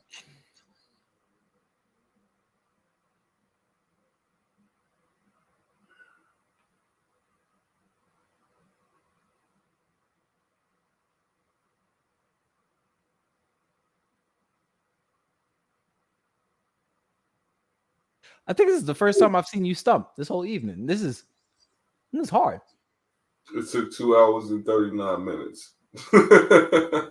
Yeah, 2 hours and 30. That is great. That is great. I would say right now, just off of the sheer ability to like reinvent and like reconstruct themselves, Kanye. Just right now, right? And here's the reason why I say that. Because Kanye is able to, the best way I can explain it is that Kanye is able to pull from within himself and continue to create waves from the things he's already created. So, for example, the Sunday service. So, the Sunday service is a very real example of what happens when you reimagine what it is that you've done. So, you know how R. Kelly used to remix his songs? It would just be a song that's reimagined. Kanye West takes that and he takes it to a whole entire, an entirely different stratosphere, and then utilizes those visuals and brings them to life in such a way where people can engage in his thought process almost. And it's sometimes it's to a fault, right? So the whole thing with him and Kim Kardashian, like, yes, it's a beautiful disaster. Like watching, that's the reason why so many people are split on Kanye. It's a similar thing to Frank Ocean. Because his life is a drama, it's similar to a Greek drama. It's something that we hate to watch, but we love to indulge in. It's like it's the epic of the mad genius, right? Whereas Pharrell is somebody who his application is steadied, it's measured, it's studied. But Kanye's is like, it's almost like watching a mad professor at work. It's like, that's the reason. So it's almost, so the reason why people are fascinated by Kanye is almost like the reason why people were fascinated by the character House. It's like his genius is so intriguing that his methods of madness almost are just as intriguing, but in a sickening way. It's like if I were an unhinged person who truly did not care about how other people would behave, I would like to be this type of unhinged. All right. I think it's also, I would have to pick Ye because of Graduation alone. Unfortunately, that's just me. Graduation and Late Registration. The reason why I say it's neck and neck is because Pharrell and both Kanye, because they are so they're similar but in different eras, right? So Pharrell's more structured and has finesse. Kanye's kind of like, I'm gonna try to throw, like, okay, so like Pharrell is like, I'm gonna put these puzzle pieces together. Kanye's like, I'm gonna try to put these puzzle pieces together, but I'm gonna throw them on the table and see if it lands next to the the pieces that they're supposed to go to. Pharrell is a very realistic based artist. Kanye is a very impressionist or abstract based artist. It's like, I'm gonna take these colors, I'm gonna throw them up on the wall, and the shit's just gonna be fantastic. Whereas Pharrell is like, I've seen the trends, I've recognized how these things go, I understand my own sound and my niche, and I'm going to continue to move through this niche. But both of them executed those two things so similarly. That's the reason why, in my mind, they're neck and neck. But the only reason why Kanye pulled ahead is because Kanye has learned how to do that at a more intense scale. That's the reason why he's on the Forbes list of billionaires, and Pharrell, unfortunately, is not. But I feel like they're also neck and neck because Pharrell, I don't know, man, he found out a way to just not age. I don't know what the hell is in that skincare routine. I have questions. I'm gonna tell you. Black men begin aging when they start talking about black women, when they start talking poorly about black women. The more you talk poorly about black women, the more you age. I'm finding that out. Now, think about it. Look at all of the men who talk poorly about black women and look how it is that they look. Oh. And on that one. And on that one. 5 people at a dinner table, dead or alive. Who are you having dinner with? Of course, I'm going to have my homie Chance at the table because that's just the homie, right? You said dead or alive? Dead or alive, dog. Chance, Nipsey Hussle. Dead or alive? Chance, Nipsey Hussle. Aliko Dangote, Burna Boy,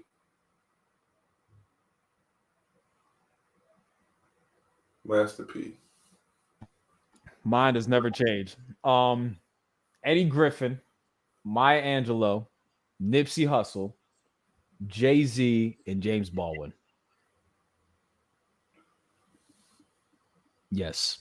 I did what I really need to see, highlight of the night. I just need to see Auntie Maya give James Baldwin that auntie hug. He just needs an auntie hug. You know what I'm saying? Oh, wait. Are we talking about like an all-time table? Just like you having dinner with some people you always wanted to like break bread with. You know what I'm saying? Oh, like an all-time table? God damn. Hold on, brother. You got to give me a second. Shit. Chance is still gonna be in the zone because that's just my nigga. But like, I think people really do not give him the credit that he deserves. Like, I really don't think people give him the credit that he deserves. So Chance is always gonna be at the table.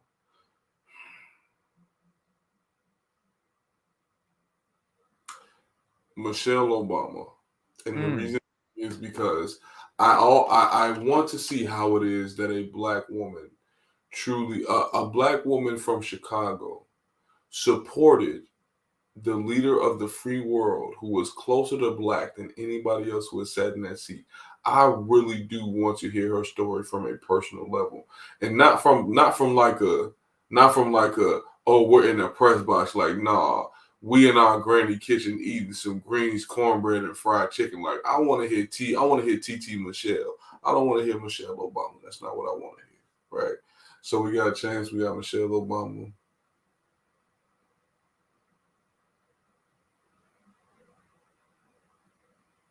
Marcus Garvey.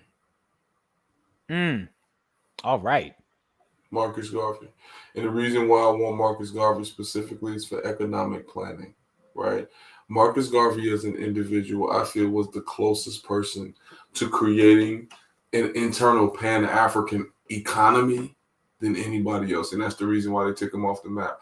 Nobody else has come close except Claude Anderson, Dr. Claude Anderson. And Dr. Claude Anderson has come close in ideology. But Marcus Garvey, that nigga, he was like, no, we doing this. We doing this. And if you notice, I don't know what it is, but I've not seen one other black company name themselves the Black Star Company. And I want that to exist so bad. And I want it to be a financial company. That's just me, right? So we got Chance, Michelle Obama, Marcus Garvey. So I got 2 more.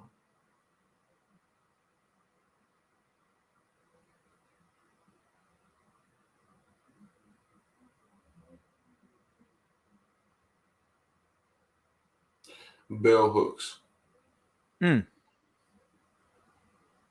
Bell hooks.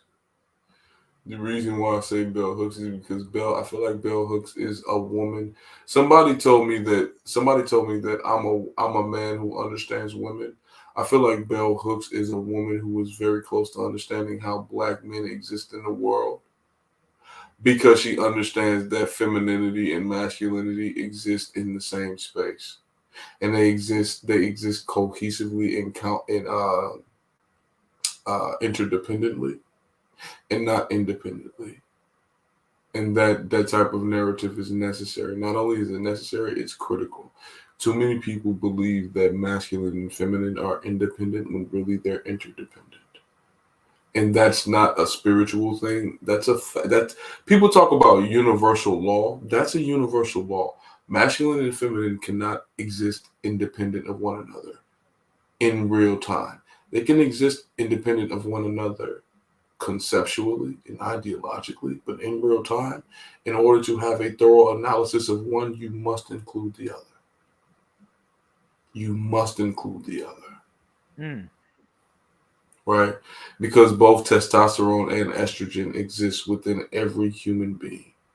Testosterone and estrogen exist within every human being. Therefore, biologically, anatomically, in real time, in order to have an accurate understanding of masculinity and femininity, you have to include one and the other. And motherfuckers don't talk about that, right? But bell hooks understood that. So Chance the Rapper, and we just want Chance, because that, once again, that's my nigga, right? But also he's done some amazing things at his age, and once again, niggas don't give him that credit, right? So I feel like that will be beneficial for him, because he's the type of person who can understand what this means and can translate that into his art, right? So Chance, Michelle Obama, bell hooks, Marcus Garvey, who's the last person?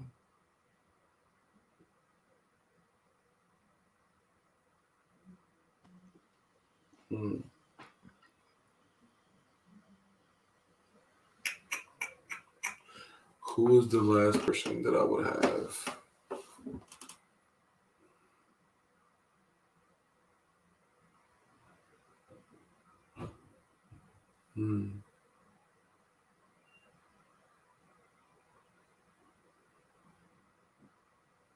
I don't know who my last person would be. It's a great question. Because of it's my all-time table.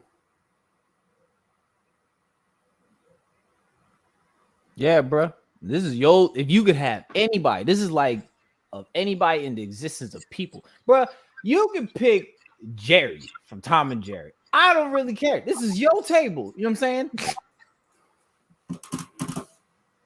Nah. I mean, I don't know what Jerry would do at a dinner table with TT Michelle, but I mean, be interesting conversation nonetheless.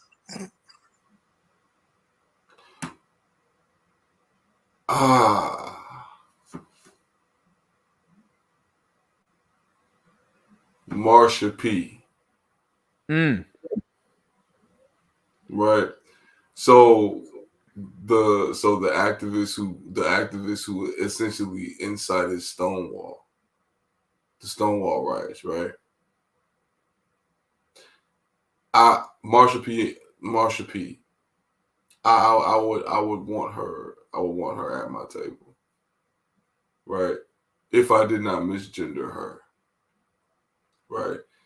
The reason being is because I will want to see firsthand the type of courage that it required for you to quite literally light that Kindle as a Black, queer, initially male presenting, femme dressing, revolutionary in a time where there was nobody else that came before you. How did you make that decision?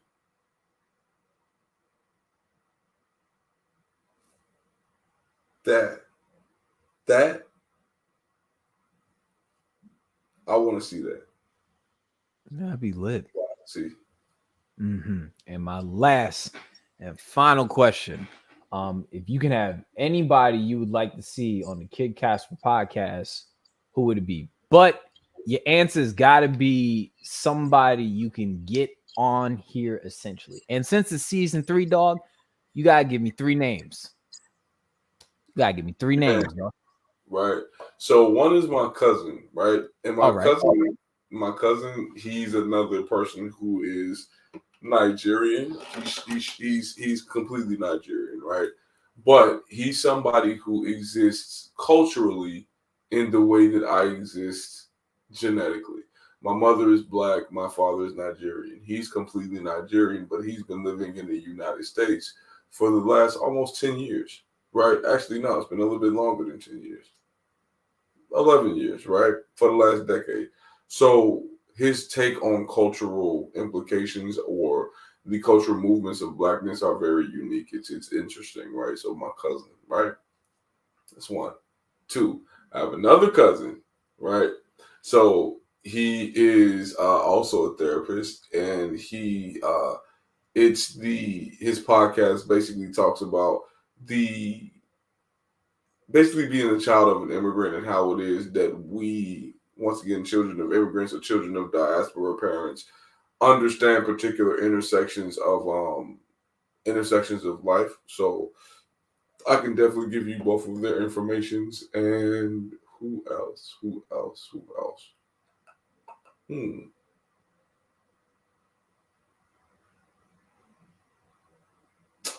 Oh, the Say It To Me Nice podcast, Miss Bridget, right?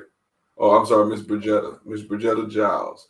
So Miss Bridgetta Giles is a sex and intimacy coach, right? And she is a individual who talks about the intersection between blackness and sexuality. I think that'll be an interesting conversation. Interesting. I'll talk to pretty much anybody. Your mailman, you know what I'm saying, and T by T. That would be, I don't know. That would be a stretch for me, but we'll see how that conversation goes. But that'd be interesting. I might be a little too bashful for that conversation, but I like a challenge. You know what I'm saying? Oh no, brother. I think if you have a conversation about the relationship between intimacy, expressions of intimacy, blackness, and spirituality, I think that conversation would be very interesting. I'm gonna have to give that a spin. I'll definitely take you up on that. Brother Odi, first off, thank you for hanging out with me for as we proceed. It is 2 hours and 56 minutes. Have you ever sat down in that chair for this long? Almost 3 hours just talking to somebody? No? I would like to think we enjoyed each other's company. I'm not sure. But this was dope, man. If you have anything you would like to spotlight, any campaigns or awarenesses, causes that you would want to spotlight, or any projects that you're working on in the future that you would want people to look out for, I'll be sure to plug in the Black Wealth website into the description and pinned comments. But if anything else that you are currently working on that you would want other people to tune into, the screen is yours, dog.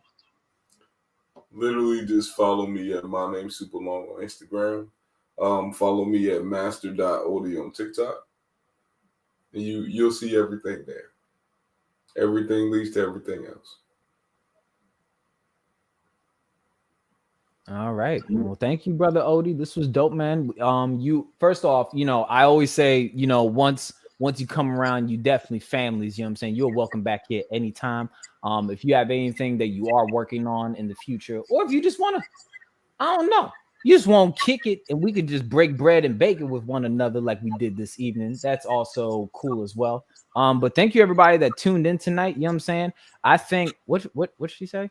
Can I know where that hoodie came from? We have a question from one of the audience members. Can I know where that hoodie came from? Yeah. So, funnily enough, this is another one of my cousins, right? So, it's the Godson brand, right? So the Godson brand is one of my village cousins. Odera Eniogwe, right? So he has the brand called the Godson brand, and you can follow them on Instagram at the Godson brand. So Godson, like literally the word God and the word Son. Once you see this particular logo, it's going to be across a white background with the 3 hearts. You follow that, and then he has crew necks, he has t-shirts, he has sweaters, he has tracksuits, because this isn't just a hoodie, it's also got the I don't know if y'all can see it, but you feel me? So it's a 2-parter, you feel me? It's a tracksuit. So yeah, it's a vibe. So the Godson brand, once again, it's my cousin's John. So this is All right, that's what's up. All right, brother Odi, thank you for coming through. You know what I'm saying? Like I said, you're welcome back here anytime. Thank you, everybody, for hanging out with us wherever you're watching this from. I assume that you're home now. If you were listening to this on your way home, this was a really dope conversation. Thank you for tuning in. Always remember, you are beautiful, blessed, and beloved. Raisins really still don't go on potato salad. Brother Odi, let me ask you something. I'm gonna ask you a question. Would you ever put mayonnaise on peas? no, why? Ew. Interesting. How about avocados with condensed milk and crushed ice? Would you give that a chow?